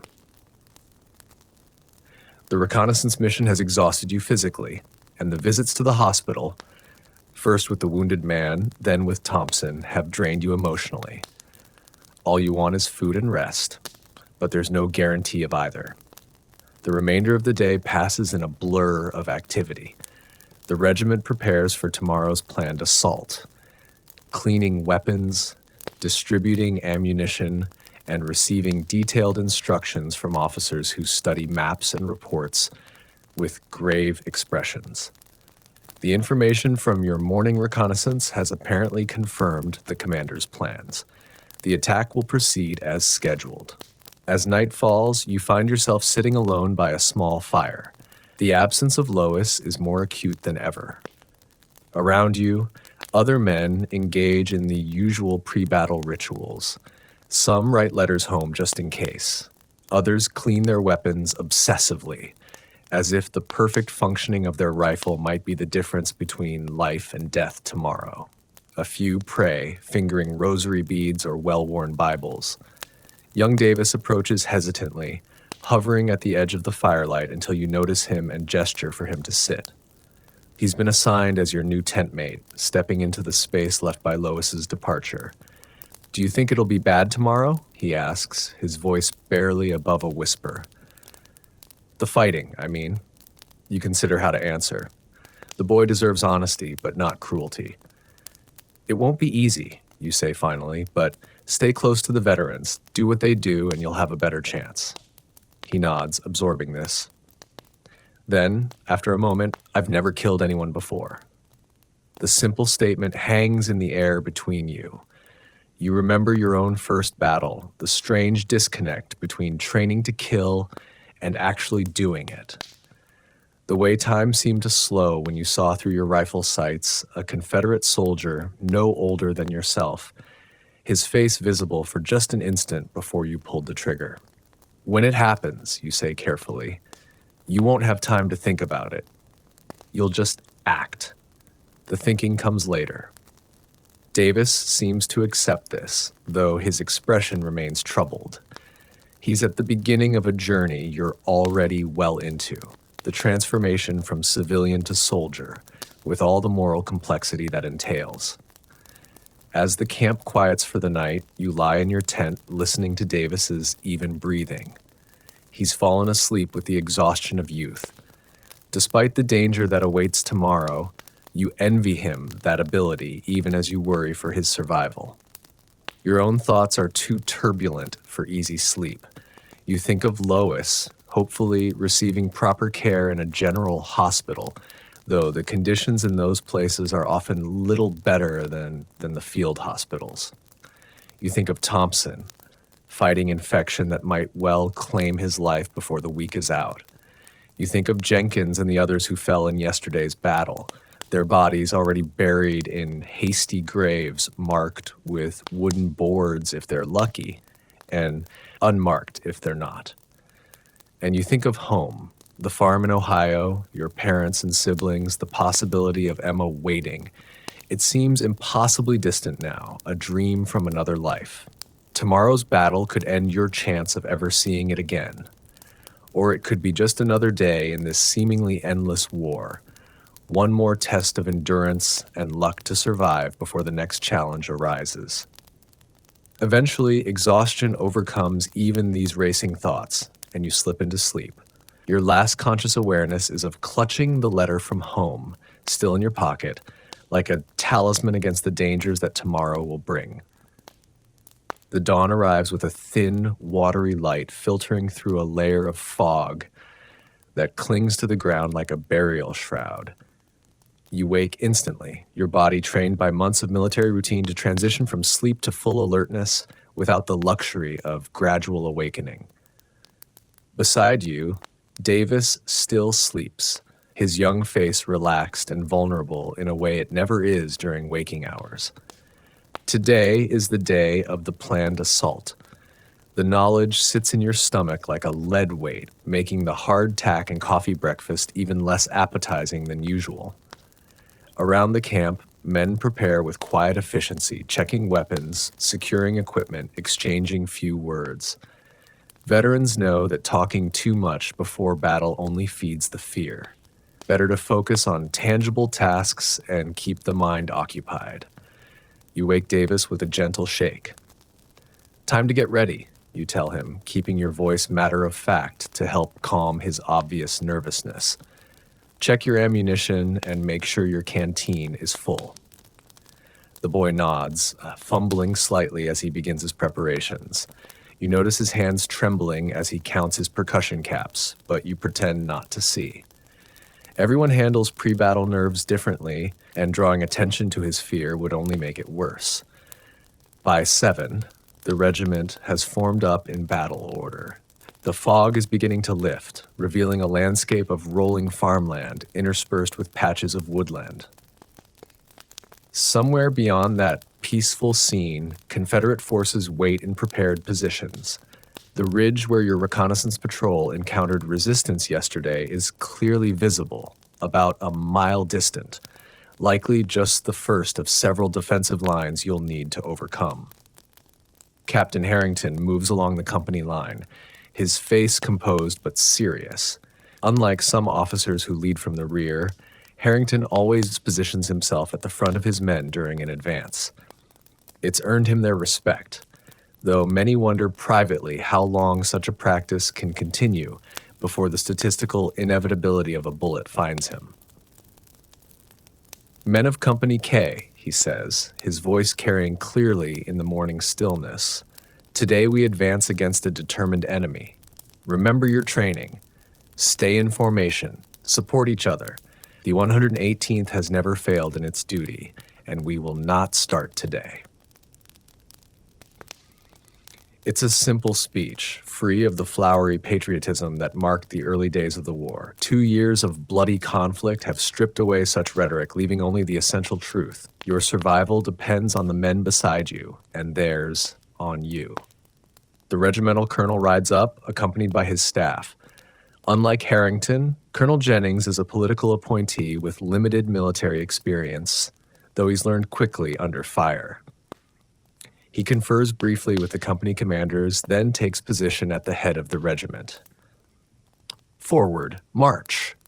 The order passes down the line, and the regiment begins to advance across the open ground toward the distant ridge. Other regiments move on your flanks, part of a coordinated assault involving thousands of men across a mile-wide front. In the distance, Union artillery opens fire, sending shells arching over your heads toward the Confederate positions. The initial advance is almost peaceful. If you could ignore the artillery fire and your destination, it might be just another march across pleasant countryside. Men step carefully through a wheat field, trying not to trample the nearly mature grain more than necessary. A farmer's livelihood, you think fleetingly, about to be destroyed by the machinery of war. Davis walks beside you, his steps matching yours, his young face set in an expression of forced calm. You notice he's positioned himself slightly behind you, using your body as a shield and guide. It's a natural instinct for new soldiers to align themselves with veterans this way. Keep your eyes forward, you advise quietly. Watch for the flash of rifle fire. When we get closer and they start shooting, aim for the smoke.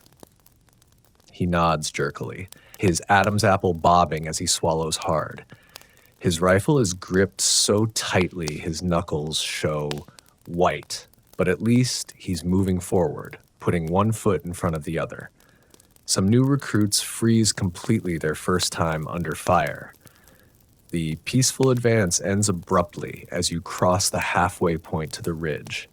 Confederate artillery, previously focused on counter-battery fire against the Union guns, now turns its attention to the advancing infantry. The first shells fall short, exploding harmlessly several hundred yards ahead, but the Confederate gunners are finding their range quickly. Close it up, Captain Harrington shouts as men instinctively begin to spread out. Maintain formation. This is perhaps the hardest discipline of all, to continue advancing in an orderly line when every instinct screams to scatter, to seek cover, to make yourself a smaller target.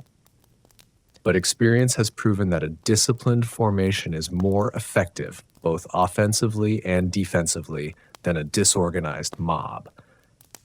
A shell explodes 50 yards to your right, sending dirt and shrapnel flying. Men scream, some falling, others staggering but continuing forward. The formation wavers but holds, closing ranks around the gaps where soldiers have fallen. Davis flinches violently at the explosion, nearly dropping his rifle. Steady, you tell him, your own voice surprisingly calm despite the hammering of your heart. Just keep moving. Another shell, closer this time. The concussion feels like a physical blow, momentarily deafening you. Something hot stings your cheek, a tiny fragment of shrapnel that draws blood but causes no serious damage. You wipe it away without breaking stride. The regiment reaches the foot of the ridge. And now, the real test begins. Confederate infantry, well protected in rifle pits and behind makeshift breastworks of fallen trees and rocks, open fire. The hillside erupts with hundreds of muzzle flashes, and the air fills with the distinctive hum of mini balls passing overhead or thudding into the ground around you. Company, halt! Harrington's voice cuts through the din. First rank, kneel, ready. You drop to one knee, bringing your rifle to the ready position. Behind you, Davis and the other men in the second rank remain standing. Aim! You sight along your rifle barrel toward the flashes of Confederate fire. picking out what appears to be a gray-clad figure partially visible behind a fallen log. Fire! The company's volley crashes out, the recoil punching into your shoulder. Through the cloud of powder smoke, you can't tell if your target was hit, but there's no time to dwell on it. Already you're reaching for your cartridge box, beginning the practiced sequence of reloading. Second rank fire! Behind you, Davis and the others discharge their weapons. You hear him cough as the acrid smoke envelops both of you, but he's already reloading, his movements mechanical, driven by drill and necessity rather than conscious thought. The regiment settles into the rhythm of battle. First rank fires while second rank reloads, then second rank fires while first reloads.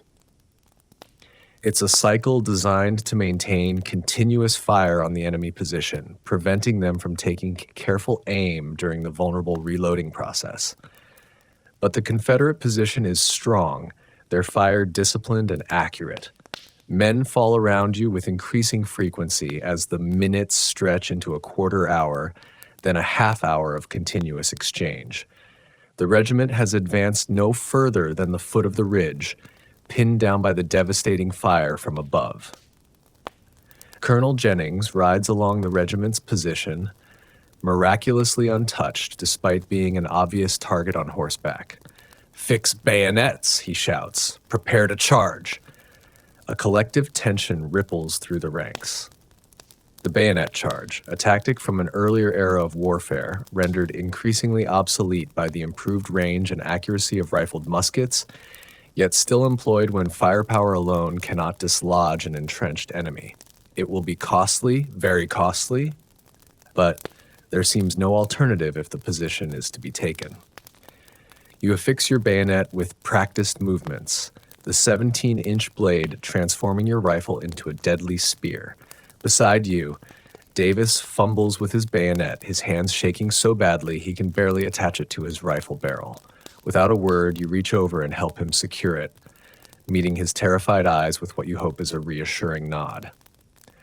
"Regiment!" Colonel Jennings's voice carries over the din of battle. "Charge bayonets!" You rise to your feet, bringing your rifle to the prescribed position for the charge, bayonet at chest level, slightly angled upward. Forward!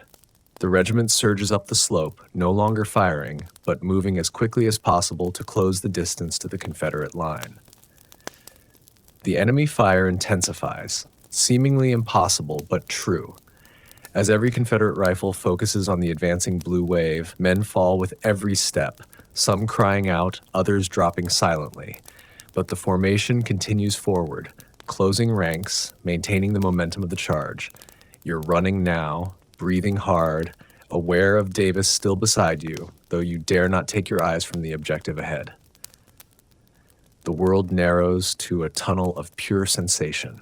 The pounding of your heart, the burning in your lungs, the weight of the rifle in your hands. Fear is present but distant, overwhelmed by the body's focus on immediate survival and the mind's retreat from the horror unfolding around you. 20 yards from the Confederate line. Their fire begins to slacken as some defenders break and run rather than face the wall of bayonets advancing toward them. Others stand firm, firing one last desperate volley before dropping their rifles to draw pistols or their own bayonets for the imminent hand-to-hand combat. The two lines collide with a sound unlike anything in civilian life. A terrible crash of bodies, weapons, and voices, raised in the primal screams of men fighting at the most basic level of human conflict. Your bayonet meets resistance. A Confederate soldier rising from behind a log, his own bayonet thrust toward you. You parry instinctively, driving your blade into his shoulder rather than his chest. He falls back with a cry of pain, his weapon dropping from suddenly nerveless fingers. You could finish him. A downward thrust would end his life, but some vestige of humanity stays your hand. Instead, you move past him toward the next defender, aware that such mercy might cost your own life if he recovers his weapon. Around you, the fight becomes a chaotic melee. The ordered formations of both sides have disintegrated into individual combats and small groups struggling for survival and advantage. Captain Harrington is down, clutching a bloody thigh, but still shouting orders. Colonel Jennings's horse has been shot from under him, but the officer has drawn his sword and continues to lead on foot. Davis is still with you, his bayonet bloodied, though his face shows the shock of someone who is killed for the first time and can't quite believe what he's done. There's no time to comfort or counsel him. Another Confederate soldier appears before you, this one aiming a revolver at your chest. You react without conscious thought, lunging forward with your bayonet. The blade enters just below his ribs, and you feel a terrible resistance followed by yielding as it penetrates vital organs. His revolver fires, but the bullet goes wild as he falls. You wrench your bayonet free, trying not to look at his face as he collapses. This is the reality of combat that no drill or training can truly prepare you for. The intimate violence of killing and the knowledge that the enemy is not a faceless abstraction, but a man as real as yourself, with hopes and fears and people waiting for his return. The Confederate line breaks completely under the pressure of the Union charge. Those who can flee do so, running toward a second defensive line 200 yards further up the ridge. Others surrender, throwing down their weapons and raising empty hands. The remainder lie where they've fallen, the ground around the former position now carpeted with bodies in blue and gray. A momentary silence falls as the immediate fighting ends, broken only by the moans of the wounded and the continued sound of battle from other parts of the field where the engagement continues. You find yourself standing amid the carnage, suddenly aware of various minor injuries. A cut on your hand, a bruise on your thigh from a fall you don't remember taking, a burning graze along your ribs where a bullet passed close enough to tear your uniform and skin without penetrating. Davis stands nearby, staring at nothing, his rifle held limply at his side. The boy has survived his first true combat, but the experience has clearly shaken him to his core. You move to him, gently taking his arm. "It's over for now," you say, your own voice sounding strange in your ears. "Let's see to the wounded." The work of battlefield aftermath is in some ways harder than the fighting itself. With the immediate danger past, the mind can no longer hold back the full horror of what has occurred. The dead lie in postures that would be impossible for the living. The wounded cry out for water, for help, for their mothers. The smell of blood, excrement, and gunpowder forms a uniquely nauseating combination that clings to everything. You and Davis join other unwounded men in the grim task of separating the living from the dead and providing what immediate aid you can to your fallen comrades. Canteens are shared with the wounded, makeshift bandages applied to bleeding injuries, tourniquets improvised for shattered limbs. The surgeons and their assistants have moved up behind the advancing line and established a field hospital in a small copse of trees at the foot of the ridge, but there are far too many casualties for them to treat quickly. Captain Harrington's wound, thankfully, is not life-threatening. The bullet passed clean through the fleshy part of his thigh without hitting bone, or major blood vessels. With assistance, he can still refusing evacuation until the battle's outcome is determined. "Reform the company," he orders, leaning on a makeshift crutch fashioned from a rifle with a broken stock. "We'll hold this position until further orders." What remains of Company K, perhaps 50 men out of the original 80 who began the advance, forms a defensive line facing the 2nd Confederate position. But the expected order to continue the attack doesn't come. Instead, a courier arrives with instructions to hold the captured position while other regiments maneuver to flank the remaining Confederate defenses. The respite from immediate combat allows you to take stock of the company's losses. Jenkins and Thompson, whom you'd visited in the field hospital, are gone, evacuated further rearward or perhaps already dead. Monroe survived physically unscathed, but sits silently, his harmonica untouched in his pocket, staring at the blood on his hands. Reynolds took a bullet through the palm of his hand while reloading, a painful but not disabling wound that will eventually heal, though his days of plowing may be over. Miller is among the dead, killed instantly by a bullet to the head during the final charge. And Davis has survived, though the boy who walked beside you this morning seems to have aged years in the space of a few hours. He performs his duties mechanically, helping with the wounded, retrieving ammunition from the dead, reinforcing the defensive position. But his eyes have the 1,000-yard stare you've seen in other men after their first true taste of combat. As afternoon wears on, the sounds of battle continue to your left, where other Union regiments are engaged in flanking maneuvers against the Confederate position. Your own regiment remains in its defensive posture, exchanging occasional long-range fire with the 2nd Confederate line, but not advancing further. You find a moment to sit with your back against a tree, finally allowing yourself to feel the full extent of your exhaustion. Every muscle aches, your throat is raw from gunpowder and shouting, and the minor wounds you sustain sting with sweat and dirt.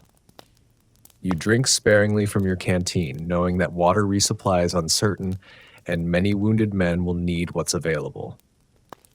Davis sinks down beside you, his young face streaked with dirt, powder residue, and what might be tears, though he'd never admit it. For a long moment, neither of you speaks, the shared experience of survival creating a bond that needs no words. Finally, he breaks the silence. "I killed 3 men," he says, his voice flat. "At least 3 that I'm sure of." You nod, understanding what lies beneath the simple statement. Not pride or boasting, but a kind of bewildered recognition of having crossed a threshold from which there is no return. "Does it get easier?" he asks after another silence. You consider lying, offering the comfort of false hope, but he deserves better than that. "Not easier," you say carefully. "You just learn to carry it differently." He seems to accept this, nodding slightly before lapsing back into silence. You sit together as the afternoon light begins to fade. 2 survivors amid the detritus of battle, momentarily united in the strange brotherhood that only combat creates. As evening approaches, orders finally arrive. The regiment will hold its position overnight, continuing the advance at dawn if necessary. But rumors suggest the Confederate forces are already withdrawing from their second line, recognizing that the Union flanking maneuver has made their position untenable. The night brings its own challenges. The wounded must be evacuated under cover of darkness, a process that continues for hours, as stretcher bearers make countless trips between the battlefield and the field hospitals. The dead, those that can be reached safely, are collected for burial, their personal effects gathered for eventual return to their families. And the living must maintain vigilance against possible counterattack while snatching what rest they can in the uncertain hours of darkness.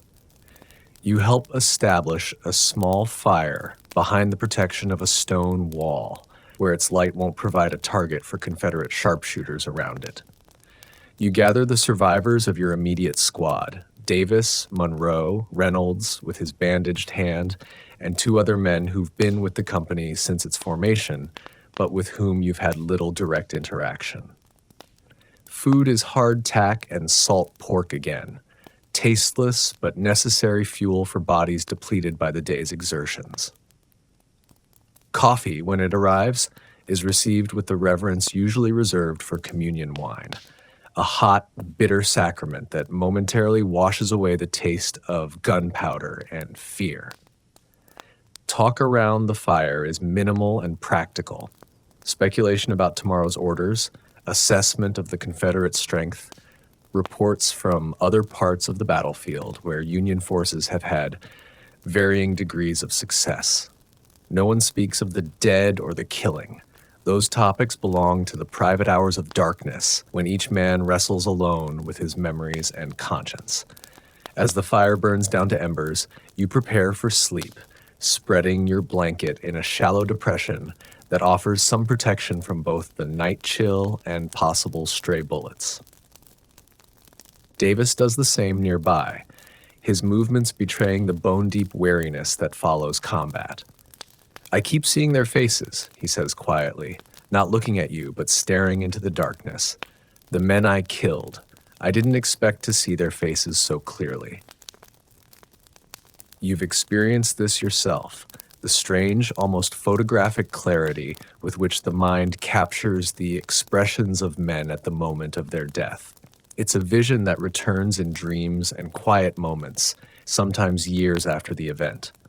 "Write home tomorrow," you advise, knowing there's no real comfort to offer, but feeling obligated to try. It helps to remember there's a world beyond all this. He nods, pulling his blanket closer around his shoulders. Within minutes, exhaustion claims him, his breathing settling into the rhythm of sleep, despite the discomfort of the hard ground and the distant sounds of pickets exchanging sporadic fire. Your own sleep is longer in coming. Your thoughts turn to Lois, wondering if he's receiving proper care in the general hospital, if the pneumonia has worsened or begun to resolve. You think of home, of your mother's letter, and the pressed violet that somehow survived the day's violence in your breast pocket. And you think of the men you killed today, not with guilt exactly, but with a somber recognition of the irreversibility of death and the strange circumstances that bring men who have no personal quarrel to kill one another in fields far from home. When sleep finally comes, it's deep and dreamless, the body's defense against the mind's tendency to replay the day's horrors. You wake only once during the night, roused by the sound of Davis crying quietly beside you. You pretend not to hear, granting him the privacy to process his grief and shock in his own way. By morning, he'll have composed himself again, putting on the mask of stoicism that soldiers learn to wear. But for now, in the darkness, he's still partly the boy who left home seeking adventure and glory, only to find the brutal reality of war. Dawn breaks with a light rain falling, turning the battlefield's churned earth to mud and washing the blood into the soil.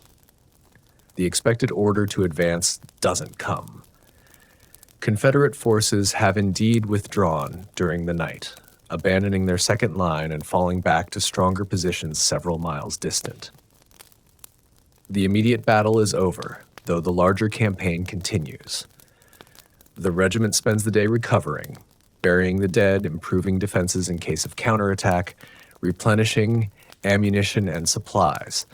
Letters are written to families of the fallen, a task that falls to officers, but that often requires input from comrades who witnessed a man's final moments. It's a grim duty, but an important one. Families cling to details of how their loved ones died, seeking meaning or at least closure in the circumstances of their loss. You find yourself appointed acting sergeant for what remains of your squad, the previous sergeant having been among those killed during the charge.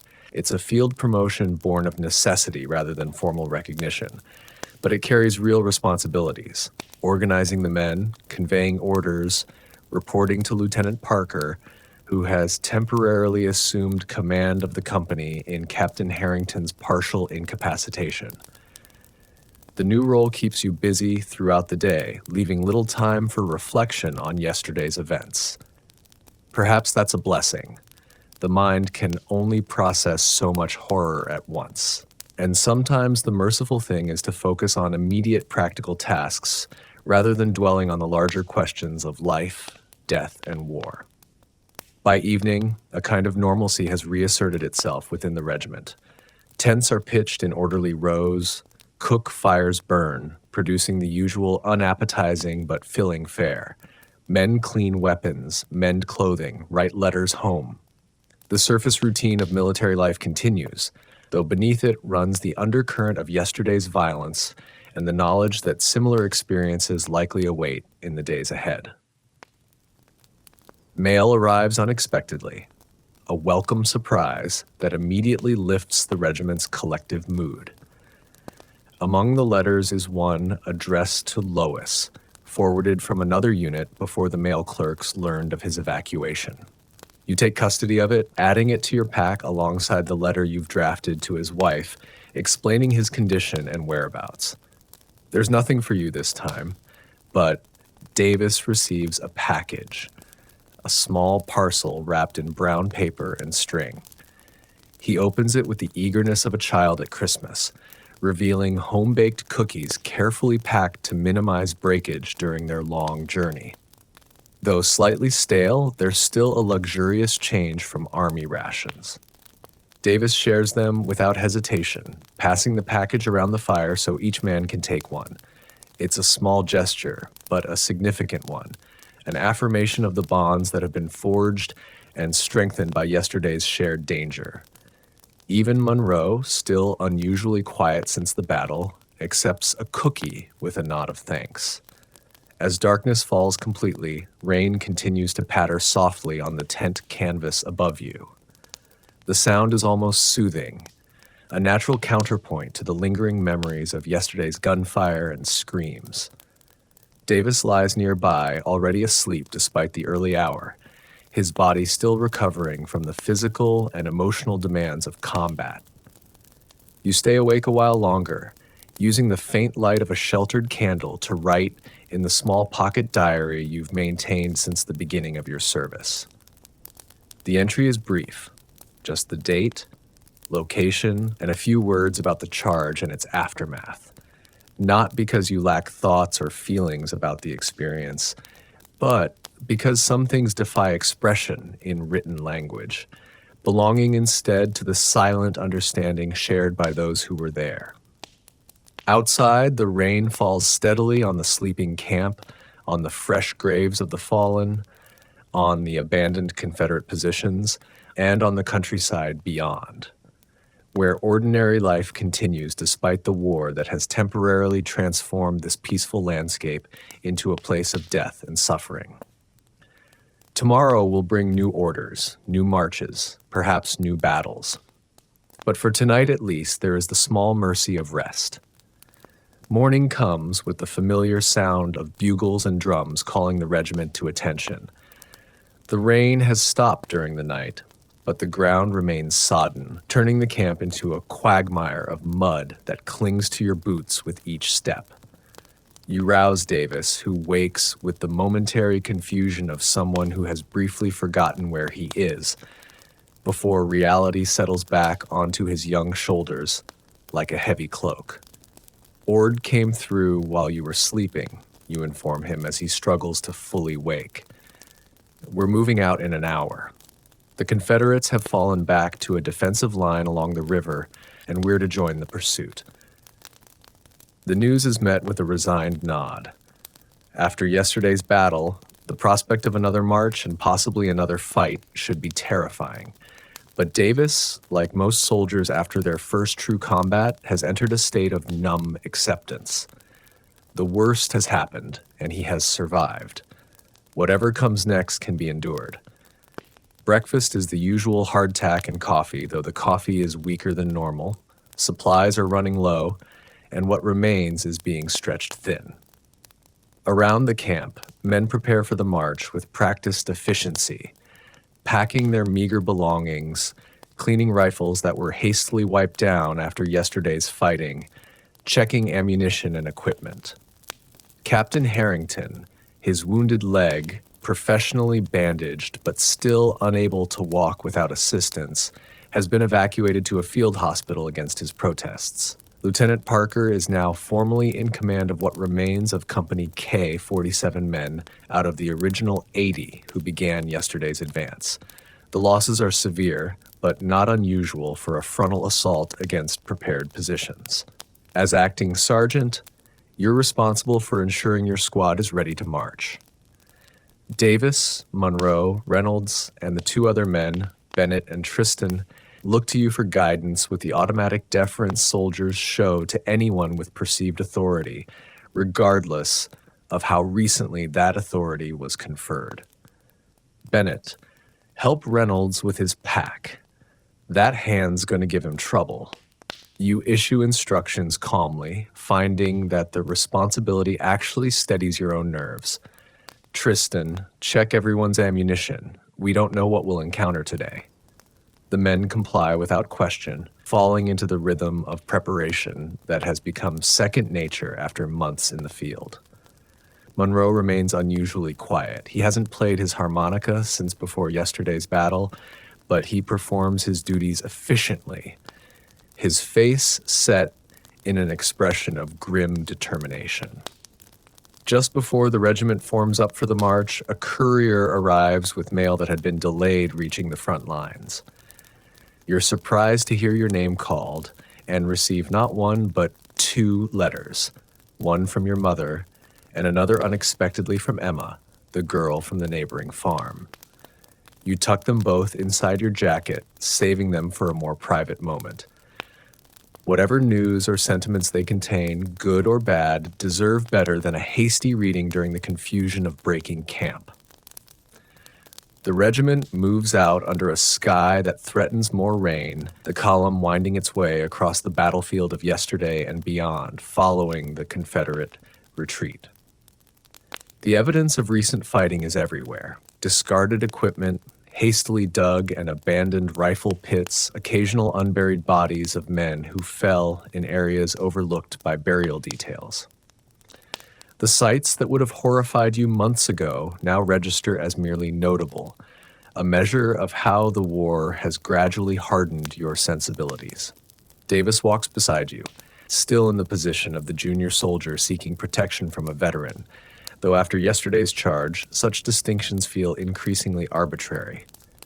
Survival in combat owes as much to chance as to experience, a lesson every soldier learns eventually. I wrote to my mother last night, he says after nearly an hour of silence. Told her I was fine, that the fighting wasn't as bad as people say. He pauses, staring at the muddy road ahead. That was a lie, wasn't it? It's exactly as bad as they say. Worse, maybe. You consider your response carefully. The boy, though after yesterday, that term seems increasingly inadequate, deserves honesty. But there's also value in maintaining the protective lies that allow soldiers to function. It's not a lie if it gives her peace, you say finally, and maybe it wasn't as bad for you as it could have been. You're still walking. He accepts this with a nod, perhaps recognizing the pragmatic truth beneath the rationalization. Many men didn't walk away from yesterday's charge. Compared to them, Davis's experience was indeed not as bad as people say. The march continues through the morning, the column moving at the deliberate pace of an army in pursuit, but not in direct contact with the enemy. By noon, scouts report that the Confederate rear guard is just 2 miles ahead, suggesting that the main rebel force has indeed established a new defensive line along the river, as intelligence had indicated. The regiment halts in a small clearing to rest and receive orders. Lieutenant Parker gathers the sergeants, including you in your acting capacity, to relay instructions from regimental command. We're to advance to this position, he explains, indicating a point on his map about a mile ahead. Establish a skirmish line and probe the Confederate defenses, but do not engage in a general action without direct orders. The main assault, if there is one, will come tomorrow, after artillery has had a chance to soften their positions. The orders are received with relief by most of the sergeants.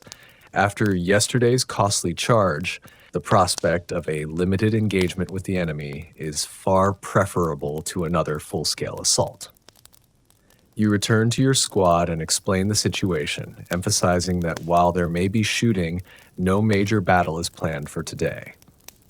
The regiment moves out again, advancing cautiously now that enemy contact is likely. Companies deploy into skirmish formation, spreading out to minimize casualties from artillery fire and to cover more ground as they probe for Confederate positions. Your squad forms part of this extended line, each man about 10 yards from the next, moving forward through light woods that offer some concealment from enemy observation. The first shots come as the skirmish line emerges from the woods into open farmland. Confederate pickets, positioned about 400 yards ahead, fire a ragged volley before withdrawing toward their main line. No one in your immediate vicinity is hit, though you hear a cry of pain from somewhere to your left. Lieutenant Parker orders the skirmish line to continue advancing, using whatever cover the landscape provides. Shallow ditches, isolated trees, slight rises in the ground. The Confederate pickets continue falling back, offering just enough resistance to slow the Union advance without becoming decisively engaged. By mid-afternoon, the regiment has reached the position indicated in Parker's orders, with clear view of the Confederate main line about half a mile distant. The rebel position is formidable, a natural ridge overlooking the river, reinforced with hastily constructed breastworks and with artillery pieces visible at intervals along its length. Any frontal assault would be costly, perhaps even more so than yesterday's charge. The skirmish line halts and begins to construct light defensive works of its own. Nothing elaborate, just shallow rifle pits and low barricades of fallen timber and fence rails that might provide some protection if the Confederates counterattack.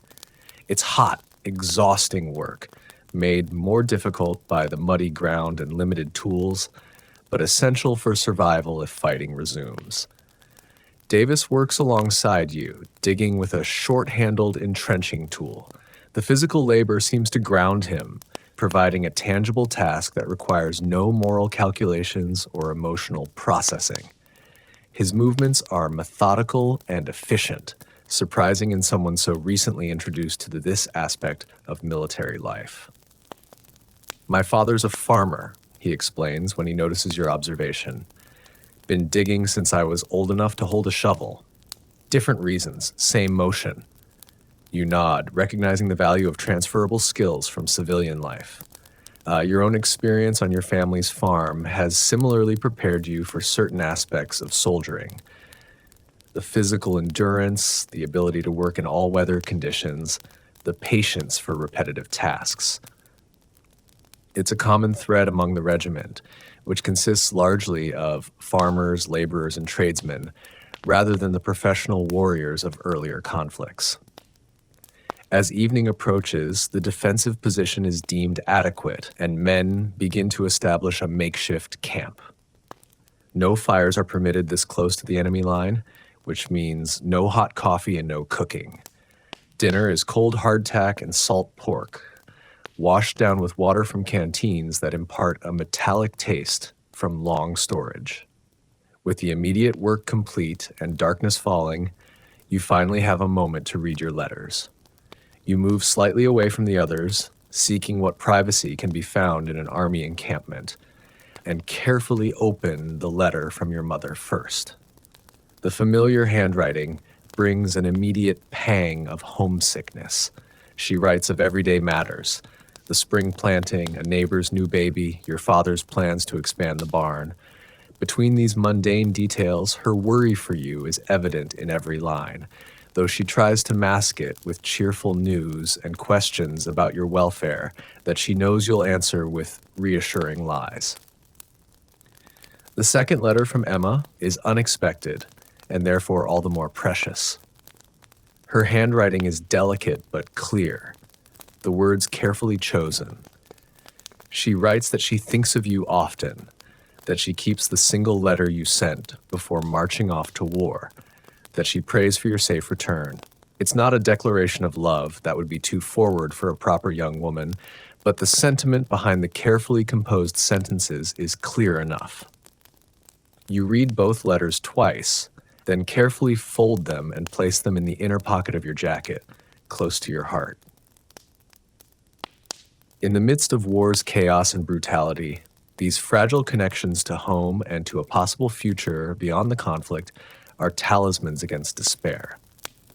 When you return to the squad's position, you find Davis has received a letter as well, delivered by a courier who came up from the rear with additional ammunition and rations. The boy's face, as he reads, shows a complex mixture of emotions. Happiness at news from home, sadness at his separation from it, perhaps guilt at having lied about the realities of his experience. My little sister lost her first tooth, he says, looking up from the letter with a smile that briefly transforms him back into the youth he chronologically is. Ma put it under her pillow and told her the tooth fairy would leave a penny, but my sister says she's too old to believe in fairies. It's such a normal domestic detail, so incongruous with your current surroundings that it strikes you as almost comical. Yet it's precisely these connections to ordinary life that help maintain sanity amid the extraordinary circumstances of war. The night settles around the regiment, unusually quiet, with no campfires and minimal movement to avoid drawing enemy attention. Pickets are posted at regular intervals, alert for any sign of Confederate activity, while the majority of men try to rest in preparation for what tomorrow may bring. Sleep is fitful at best. The ground is hard and damp. The night air grows increasingly chilly, and the tension of being so close to the enemy line keeps nerves on edge. You drift between shallow sleep and wakeful alertness, never fully surrendering to either state. Sometime past midnight, you're roused by Monroe sitting up suddenly beside you, a strangled cry escaping his lips before he clamps his hand over his mouth. The nightmare that woke him is evident in his wide eyes and trembling hands.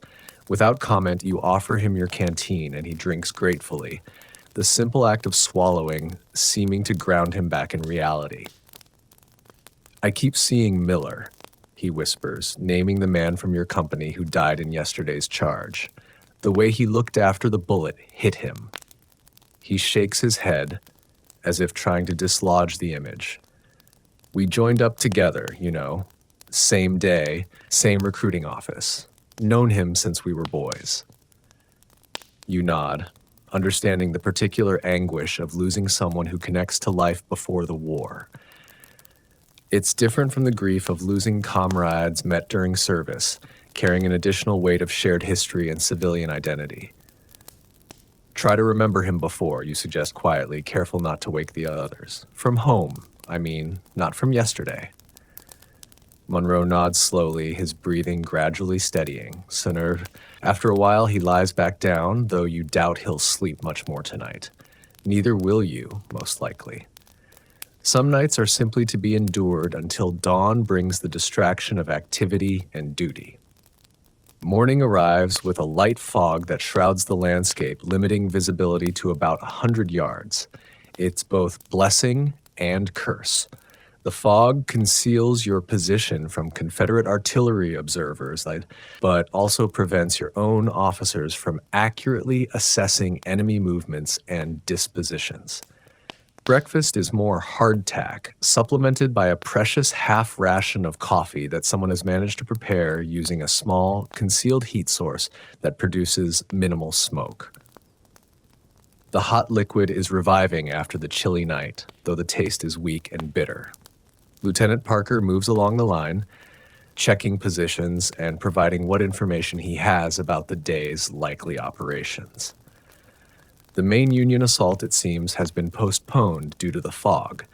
Instead, skirmishers will continue to probe the Confederate line, seeking weaknesses, while artillery units move into position for a bombardment once visibility improves. Your squad is assigned to maintain its current position, exchanging occasional fire with Confederate skirmishers similarly deployed ahead of their main line. It's a less intense form of combat than yesterday's charge, more a deadly game of hide and seek, with men firing from cover, then moving to new positions before enemy sharpshooters can target them. Davis adapts to this type of fighting with surprising quickness. His farm boy experiences hunting small game translate well to the careful observation and patience required of a skirmisher.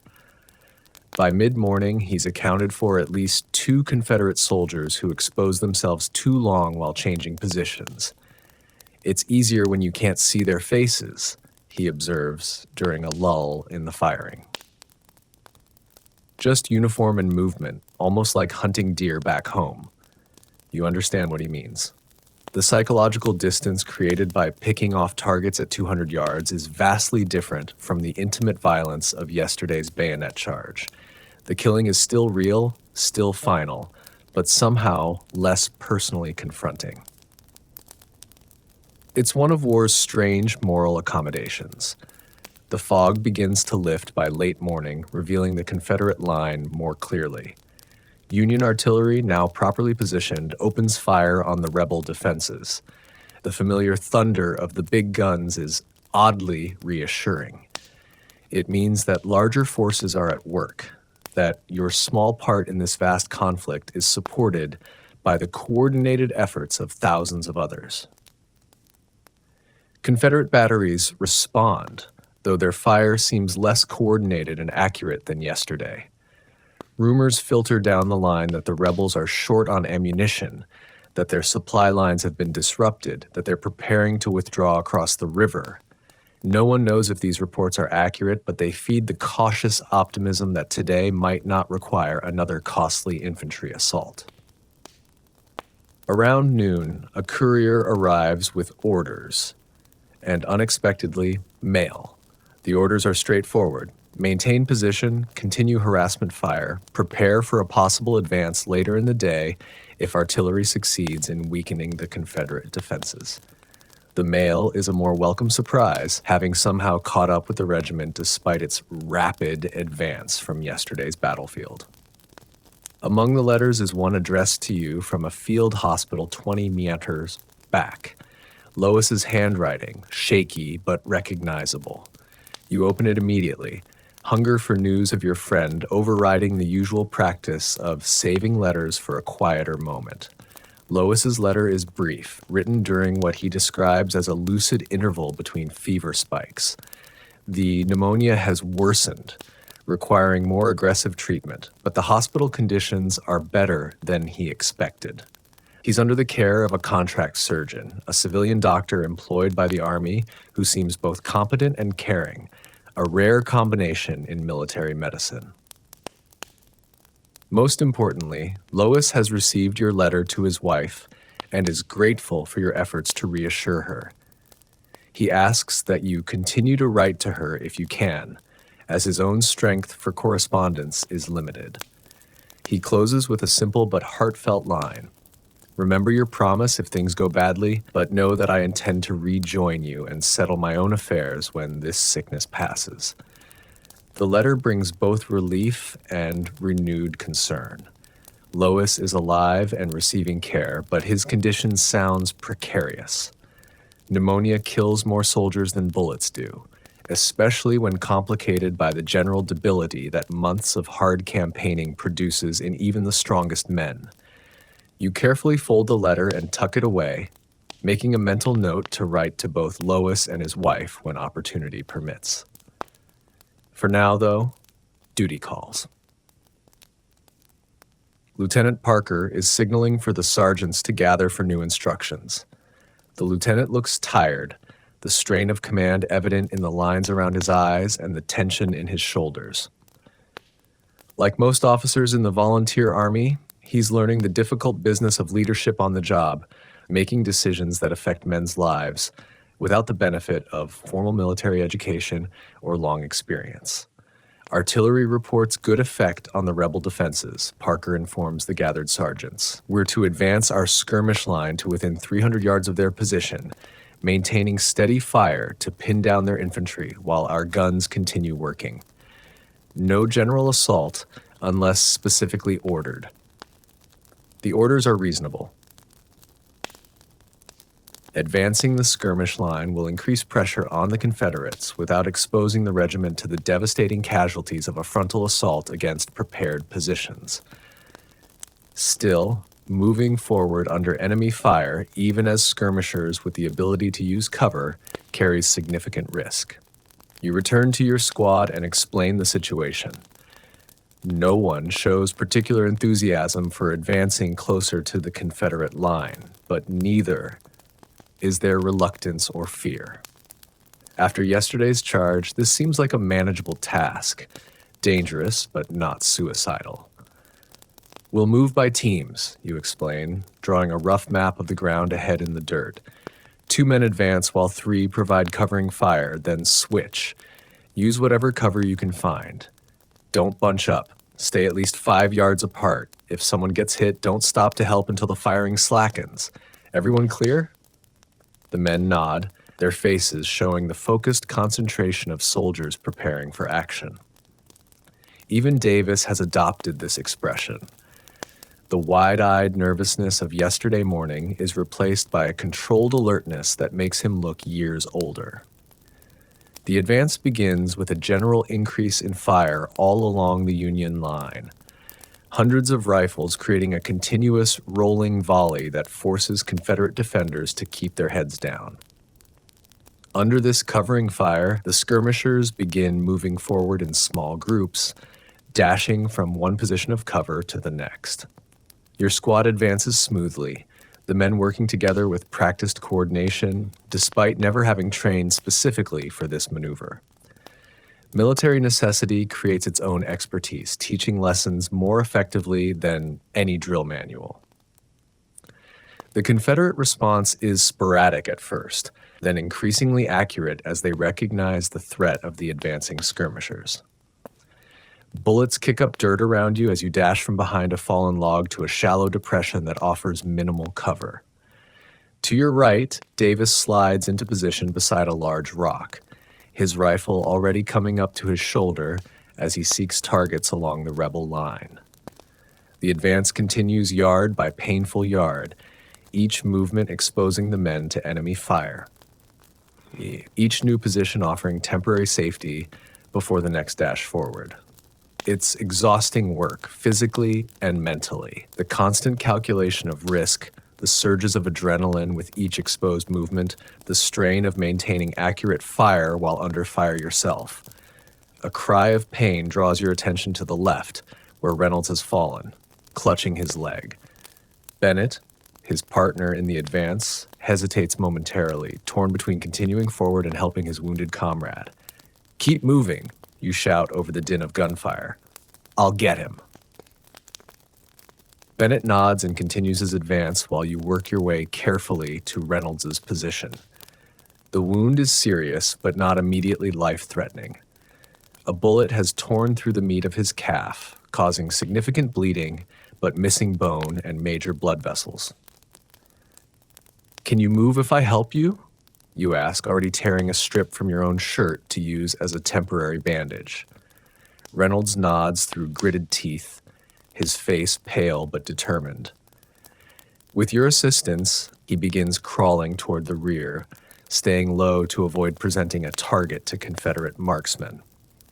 You cover his retreat with occasional shots toward the rebel line, more to discourage accurate fire than with any expectation of hitting specific targets.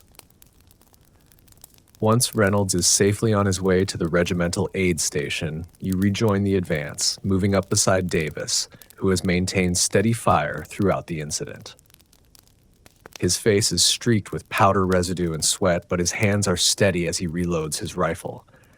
"Reynolds?" he asks briefly, eyes still scanning the Confederate line for targets. "He'll live," you respond, settling into position and bringing your own rifle to bear. "Good shot in the leg, but clean." Davis nods, seeming to accept this as relatively good news given the circumstances. The advance continues, the skirmish line gradually closing the distance to the Confederate position despite increasingly accurate rebel fire. By mid-afternoon, the Union skirmishers have reached their objective, a position approximately 300 yards from the main Confederate line. Close enough to maintain effective pressure, but far enough to avoid the worst of the defensive fire. Your squad establishes a makeshift position using a combination of natural features and hastily piled fence rails, creating just enough cover to allow relatively safe observation of the enemy position. From this vantage point, the effects of the Union artillery bombardment are clearly visible. The Confederate breastworks show significant damage in several places, and at least 2 rebel artillery pieces appear to have been disabled. More importantly, the volume of Confederate return fire has noticeably decreased over the past hour, suggesting either ammunition shortages or a reduction in manning as troops are shifted to more threatened sectors. Lieutenant Parker moves carefully along the skirmish line, gathering observations from each squad. When he reaches your position, you report what you've seen, including your assessment that the Confederate defense seems to be weakening. Same all along the line, Parker confirms. Headquarters thinks they may be preparing to withdraw across the river tonight. We're to maintain pressure but conserve ammunition. No point wasting powder if they're already leaving. The news is received with cautious optimism by your squad. If the Confederates do withdraw, it means no assault will be necessary, a welcome reprieve after yesterday's costly charge. But experience has taught all of you that the enemy is often most dangerous when appearing to retreat, sometimes turning a withdrawal into a devastating counterattack if pursued too eagerly. The remainder of the afternoon passes in a pattern of sporadic firing interspersed with periods of watchful waiting. The Confederate fire continues to slacken, and by early evening, it's reduced to occasional shots from what appear to be a thin line of skirmishers covering the main rebel position. As darkness falls, the Union line establishes a rotation for the night watch, allowing 2/3 of the men to rest while 1/3 maintains vigilance. Your squad draws the middle watch, meaning you can sleep for a few hours before taking your turn at guard duty. You use the opportunity to write letters by the light of a carefully shielded candle. One to Lois, expressing hope for his recovery and providing news of the regiment, and another to his wife Sarah, offering reassurance about his care and condition without minimizing the seriousness of his illness.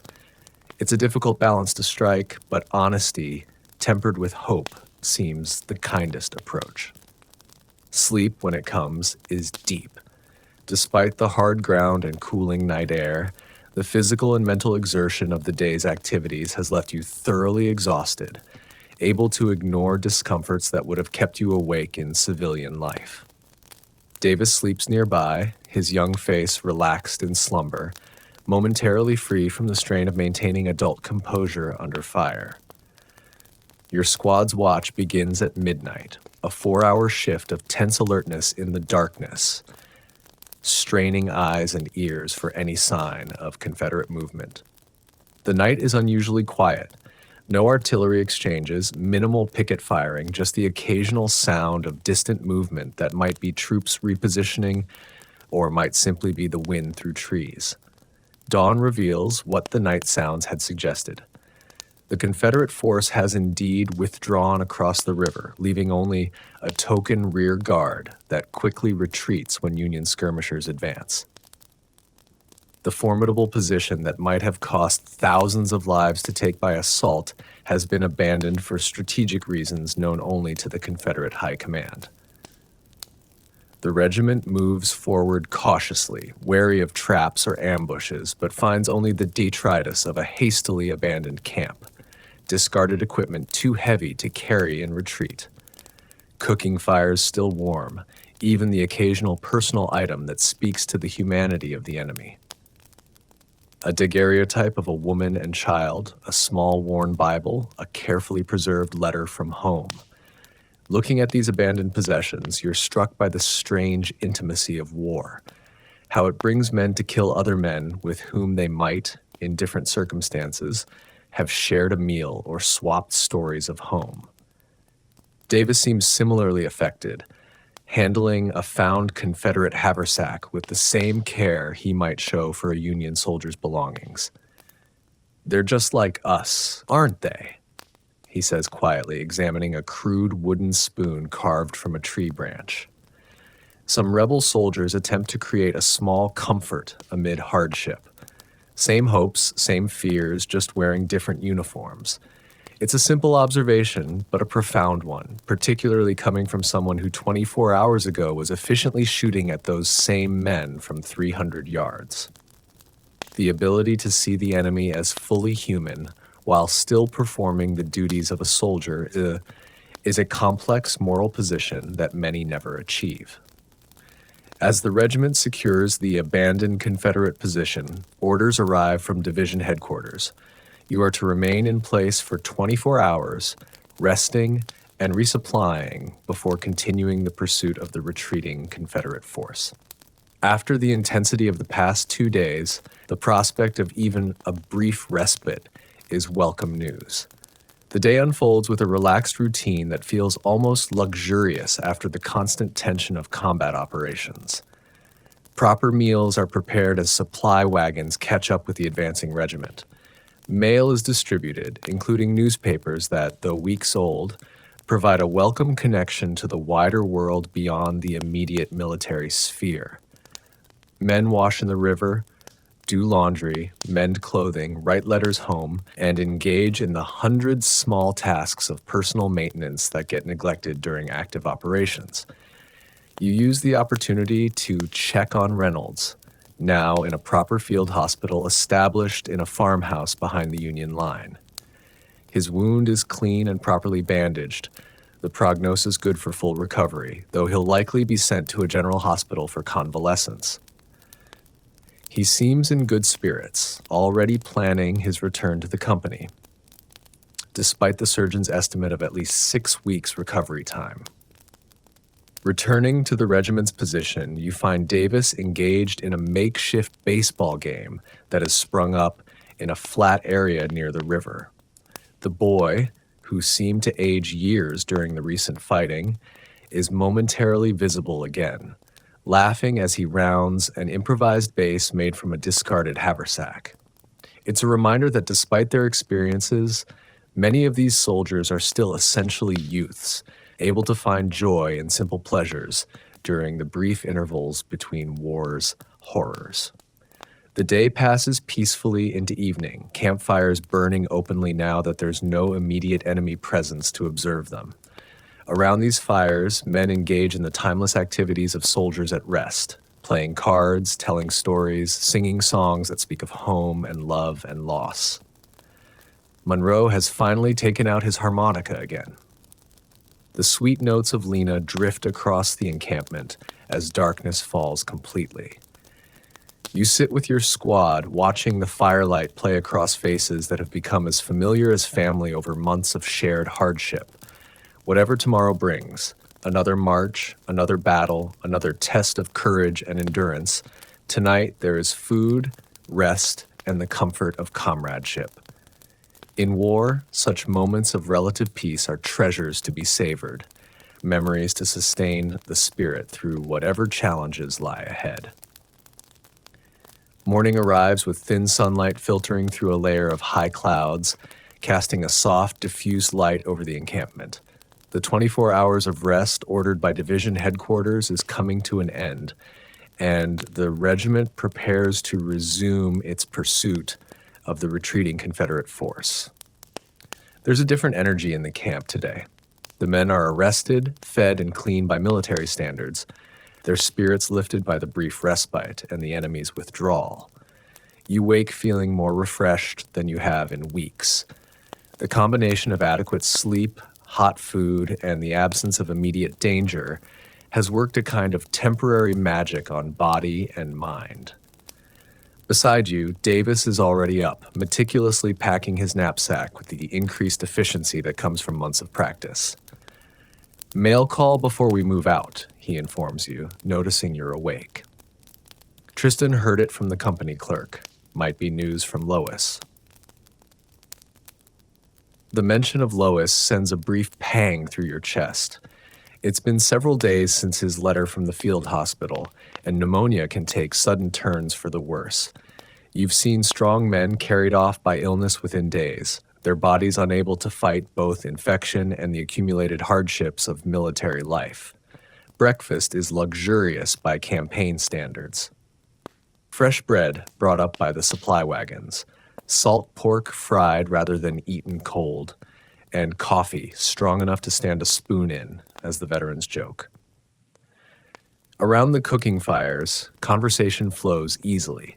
The men discuss everything from home news to speculation about where the Confederate force is heading to good-natured debates about which company has the worst cook. Lieutenant Parker moves through the camp, checking preparations for the march with the increased confidence of someone growing into his command role. When he reaches your position, he pauses, a folded paper in his hand. "Orders came through this morning," he says, addressing you directly. "Your field promotion to sergeant is confirmed. It's not just acting anymore." He hands you the paper, an official document with the regimental colonel's signature, formalizing your new rank and the modest increase in pay that accompanies it. You accept it with a mixture of pride and uncertainty. Promotion means recognition of your abilities, but it also means increased responsibility for the lives of the men under your command. It's a weight that sits differently than the simple burden of combat, requiring moral courage as much as physical bravery. "Congratulations, Sergeant," Davis says with a genuine smile when Parker has moved on.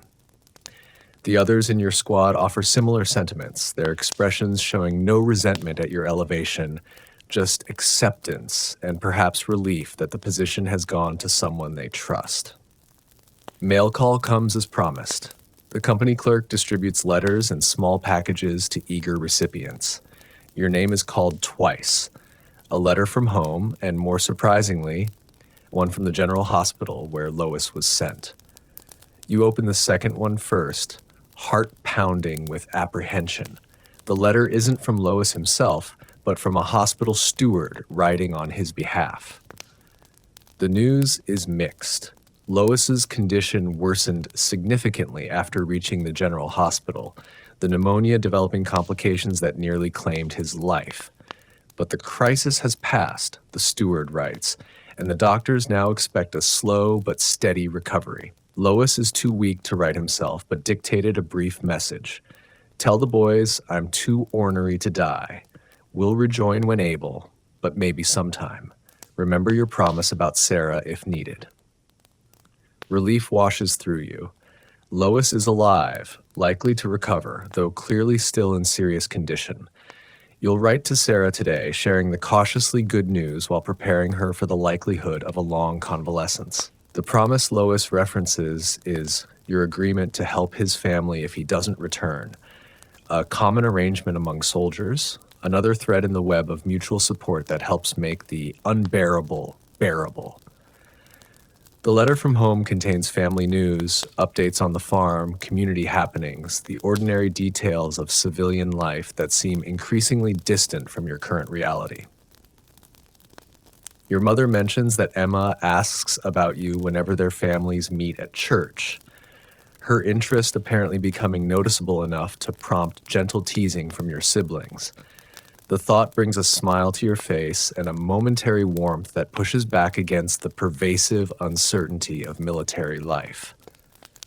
The regiment forms up mid-morning, companies falling into marching order with practiced efficiency. Your company is assigned to the vanguard today, the leading element of the column, responsible for first contact if the enemy is encountered. It's a position of honor, but also of increased danger, requiring constant vigilance rather than the relative mindlessness of marching in the middle of a long column. As acting sergeant, now confirmed sergeant, you position your squad accordingly, placing the most experienced men at key points and keeping Davis near you, Rao, where his growing but still incomplete battlefield awareness can be supplemented by your own. The boy no longer seems like the frightened youth who joined your tent after Lois's evacuation. His posture, movements, and expressions all reflect the accelerated maturation that combat forces upon the survivors. The march begins at a deliberate pace, the column winding along a road that parallels the river where the Confederate force reportedly crossed. The day is pleasantly cool, the high clouds providing relief from what might otherwise be oppressive summer heat. Under different circumstances, it might be a pleasant country walk rather than military movement in pursuit of an armed enemy. By midday, scouts report that the Confederate rear guard has been spotted about 3 miles ahead, defending a crucial crossroads that the main rebel force passed through during the night. The regiment halts temporarily while officers consult maps and discuss approach options, then resumes its advance with increased caution. Your company deploys from marching column into a more dispersed formation, ready to respond quickly if contact occurs. The men move with the focused alertness that becomes second nature after sufficient combat experience. Eyes constantly scanning the landscape, ears tuned to any sound that doesn't belong, muscles ready to react to threats from any direction. The first shot comes just after the column rounds a bend in the road, revealing the crossroads about half a mile distant. A puff of white smoke appears from a cluster of trees to the right, followed seconds later by the crack of a rifle. The bullet passes harmlessly overhead, but its message is clear. The enemy is present and prepared to contest your advance. Lieutenant Parker orders the company to deploy as skirmishers, spreading out to minimize vulnerability to enemy fire while advancing toward the Confederate position. Your squad takes position on the right flank, using a shallow drainage ditch that runs parallel to the road as partial cover. What follows is not a major battle, but the kind of limited engagement that characterized much of the war's daily reality. Brief, intense exchanges of fire between relatively small units, each seeking advantage through maneuver and marksmanship rather than overwhelming force. For the men involved, however, the danger is just as real as in the largest set-piece battles. Each bullet equally lethal, regardless of the engagement's strategic significance. Your squad advances by bounds, 2 men moving forward while the others provide covering fire, then switching roles. It's hot, exhausting work, requiring constant communication and coordination. Davis performs well, his movements becoming more fluid and confident with each successful advance. Whatever innocence he arrived with has been replaced by a competence that will serve him well if he survives to return home. The skirmish continues for nearly an hour, a dance of advance and retreat as the Union force gradually pushes the Confederate rear guard back from their defensive position. Casualties are minimal on both sides. 2 men wounded in your company, none in your immediate squad, with similar light losses visible among the retreating rebels. By late afternoon, the Confederate force abandons the crossroads entirely, withdrawing at a pace that suggests their main body is now safely beyond immediate pursuit. The regiment secures the position but does not continue the chase, having reached its assigned objective for the day.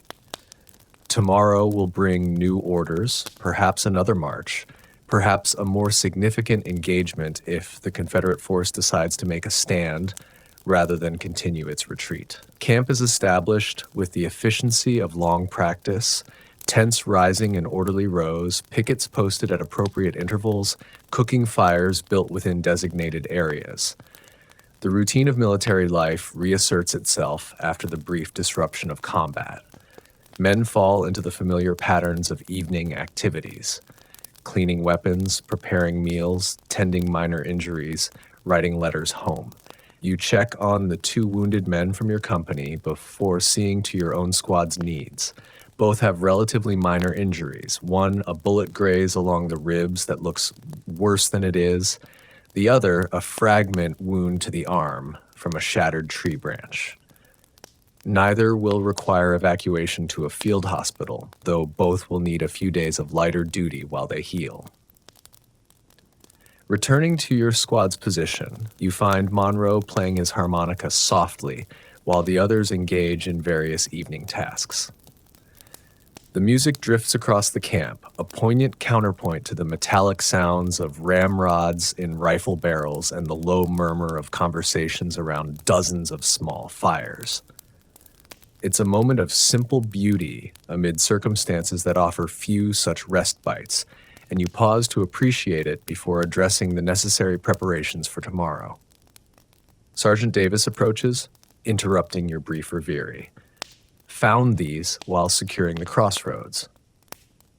He holds out a small packet of letters bound with a faded ribbon, clearly personal correspondence from some Confederate soldier's pocket or knapsack, accidentally left behind in the hasty retreat. You take the packet, weighing it thoughtfully in your hand. By rights, any abandoned enemy materials should be turned over to regimental headquarters for potential intelligence value. But these are obviously private letters, likely from family to a rebel soldier, containing no military information but immense personal significance to someone now unable to retrieve them. After a moment's consideration, you hand the packet back to Davis. Put them somewhere they might be found if he comes back looking, you say quietly. Under that large rock by the crossroads sign would work. Davis nods, understanding the decision without need for explanation. It's a small gesture of humanity in a conflict that increasingly strips away such considerations, a recognition that some bonds, like those between a soldier and his family, transcend the arbitrary divisions of war. The evening deepens into night, stars appearing in a sky now cleared of clouds. Your squad gathers around a small fire, sharing coffee and conversation in the way of soldiers who have faced danger together and emerged intact. The talk ranges widely, memories of home, speculation about the war's progress, stories from civilian lives that seem increasingly distant with each passing month in uniform. My father fought in Mexico, Bennett offers during a lull in the conversation. He used to tell stories about it when I was a boy. Never mentioned this part, though. What part? Asks Tristan, stirring the fire with a stick. The waiting, the marching, the days where nothing happens except blisters and bad food. Bennett shrugs. His stories were all battles and glory, nothing about sore feet and dysentery. The observation prompts knowing chuckles from around the fire. It's a common experience, the gap between civilian perceptions of war shaped by newspapers and veterans' edited reminiscences and the lived reality of military service, where heroic moments are islands in an ocean of mundane hardship. Think anyone will want to hear our stories when we get back? Davis asks, his young face serious in the firelight. The real ones, I mean, not just the exciting parts. The question hangs in the air, touching on concerns that many soldiers share but few articulate: how to bridge the experiential divide between those who have lived through combat and those who know war only through sanitized accounts. How to speak truthfully about experiences that seem unspeakable. How to return to communities that expect heroes and may not recognize the complex, changed individuals who come home. Some will want to know. You say finally, family, close friends, people who care more about us than about having exciting stories to repeat. You pause, considering your own eventual return to the farm in Ohio, to parents who have never seen combat. To Emma, who knows you only as you were before the war. The rest, they'll get the stories they expect. Easier that way for everyone. The conversation shifts to lighter topics as the night advances, but Davis's question lingers in your thoughts. The gulf between soldier and civilian grows wider with each day in the field, each skirmish, each night spent on hard ground far from home. Bridging that distance upon return will require its own kind of courage, different from stack, but perhaps no less demanding than battlefield bravery. As the fire burns down to embers, men begin retiring to their tents, exhaustion claiming them despite the relatively light physical demands of the day's combat.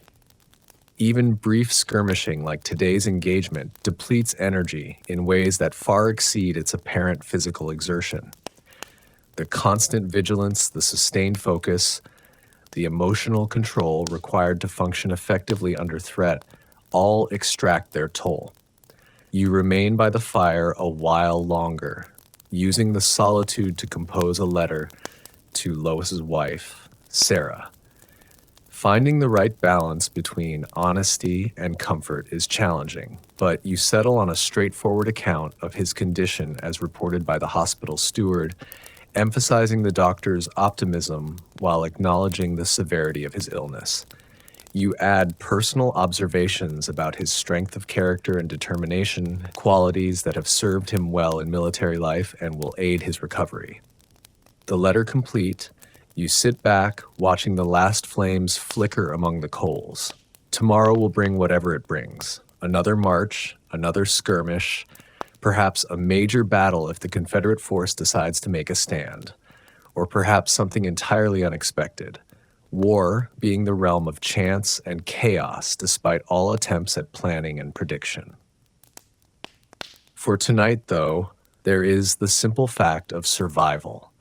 You have lived through another day of war, as have the men under your care. It's a modest victory, but not an insignificant one in a conflict where disease, accident, and enemy action claim lives with capricious regularity. Each sunset reached intact is a small triumph against the statistics of mortality. Davis emerges from the tent, moving to sit beside you at the dying fire. His expression is thoughtful, his movements carrying the slight stiffness that comes from muscles unused to the day's exertions despite months of military service. "Do you think it will end soon?" he asks, not looking at you but staring into the embers. "The war, I mean." It's a question every soldier asks eventually. Usually in these quiet moments when immediate survival is not at stake and the mind can contemplate larger patterns. The answer is never satisfying. "I don't know," you reply honestly. "Feels different now than it did last year, but that doesn't mean it's nearly over." He nods, accepting the uncertainty. "My enlistment's up in 4 months. Been thinking about whether to re-enlist or go home." The statement surprises you. Despite his rapid adaptation to military life, you've assumed Davis would return to civilian life at the first opportunity, reclaiming the normal progression from youth to adulthood that war has interrupted. That he's considering remaining in service suggests changes deeper than the obvious physical maturation and combat competence. "What's pulling you each way?" you ask, genuinely curious about his reasoning. He considers the question carefully before answering. "Home is, well, it's home. Family, the farm, a future that makes sense." He pauses, searching for words, but it feels like leaving a job half done, and the men here. He gestures vaguely toward the surrounding tents. "It's different from any other kind of friendship. Don't know if I could explain it to people back home." You understand precisely what he means. The bonds formed among soldiers transcend ordinary friendship, forged in shared danger and mutual dependence that civilian life rarely demands. It's a connection that many veterans find impossible to replicate after returning home, leading some to maintain lifelong associations with former comrades while struggling to form equally meaningful relationships with those who haven't shared their experiences. Whatever you decide, you tell him, make it your choice. Not what you think your family expects, or what the regiment needs, or what sounds most noble, just what you can live with when you look back years from now. He nods again, seemingly satisfied with the advice. What about you? Your 3 years must be nearly up too. The question turns your thoughts to your own eventual decision. Your enlistment has 11 months remaining. Nearly a year of war still to endure before facing the choice Davis now contemplates. Home pulls strongly. The farm, your family, the possibility of a future with Emma if her interest proves durable. Yet the regiment has become a second family. The men around you as close as brothers in many ways. Haven't decided, you admit. Ask me in 11 months after I've seen how the war develops. The conversation lulls into comfortable silence, both of you watching the last embers fade to ash. Around the camp, similar scenes play out. Men in quiet conversation or solitary reflection, processing the day's events, contemplating uncertain futures, finding what peace is possible amid circumstances designed to deny it. Eventually, exhaustion claims you both, sending you to the relative comfort of the tent, where sleep comes quickly despite the hard ground beneath your blanket. Your dreams are a confused mixture of home and war, plowing fields that turn to battlefields, familiar farm buildings transforming into military encampments, family members appearing among your squad. It's neither nightmare nor pleasant dream, simply the mind's attempt to reconcile the disparate realities that now comprise your existence. Morning arrives with familiar sounds: the bugle's call, the rustle of men emerging from tents, the clatter of equipment being gathered for another day's march. The routine of military life continues, each day building upon the last. The war's progress measured in miles advanced, positions secured, casualties sustained and inflicted. But beneath this surface continuity, subtle changes accumulate. Davis moves with increased confidence, his questions more practical than fearful. Monroe plays his harmonica more frequently, finding solace in music when words fail. Bennett and Tristan have developed an unspoken coordination, each anticipating the other's movements during skirmish deployments. And you feel the weight of sergeant stripes on your sleeve, not just the physical fabric, but the responsibility they represent for lives entrusted to your leadership. These incremental adaptations, multiplied across thousands of men in hundreds of regiments, form the true story of the Civil War soldier's experience. Not just the dramatic moments of charge and countercharge, victory and defeat, but the daily endurance of hardship, the formation of bonds that transcend civilian understanding, the gradual transformation from citizen to soldier, and for the fortunate, eventually back to citizen again. As the regiment forms up for the day's march, you take your position at the head of your squad, checking equipment and alignment with practiced efficiency. The road stretches ahead, leading toward whatever engagement or encampment the day will bring. Behind lies yesterday's crossroads, one small point on a map of conflict that spans a continent. And somewhere beyond the horizon waits home, a place both unchanging and irrevocably altered by your absence, just as you have been changed by experiences that those who remain behind can never fully comprehend. The drums begin their cadence and the column lurches into motion. Left foot, right foot, the eternal rhythm of the infantry marking time toward an end that remains beyond sight but must eventually arrive. Until then, there is only the next step, the next mile, the next day of a Civil War soldier's life endured with grim determination, occasional humor, rare moments of beauty, and the sustaining knowledge that you do not walk alone. And perhaps that, in the end, is what defines the Civil War soldier's experience most essentially. Not the politics that divided a nation, not the strategies that generals plotted on maps, not even the courage displayed in desperate moments of combat. Rather, it is the discovery that human connection persists even in wars, in humanity. That brotherhood can be found amid brutality, that moments of grace appear in the most graceless circumstances. Left foot, right foot, the march continues, carrying you and thousands like you through history's bloodiest chapter on American soil. Some will fall along the way, their journey ended by bullet or disease. Others will return home forever changed, carrying memories that shape their remaining days. All are united by having lived the answer to the question, what was it like to be a Civil War soldier? It was hardship and camaraderie, boredom and terror, mundane routine and extraordinary sacrifice. It was feet blistered from endless marching and hands calloused from digging countless rifle pits. It was the taste of hardtack softened in coffee and the smell of gunpowder that lingered in uniforms for days after battle. It was letters from home read by firelight and final messages dictated to strangers in field hospitals.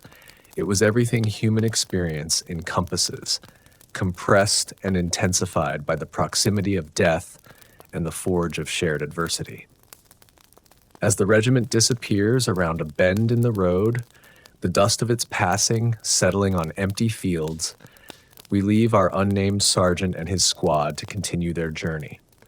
Their war will eventually end, as all wars must. Some will survive to tell their stories.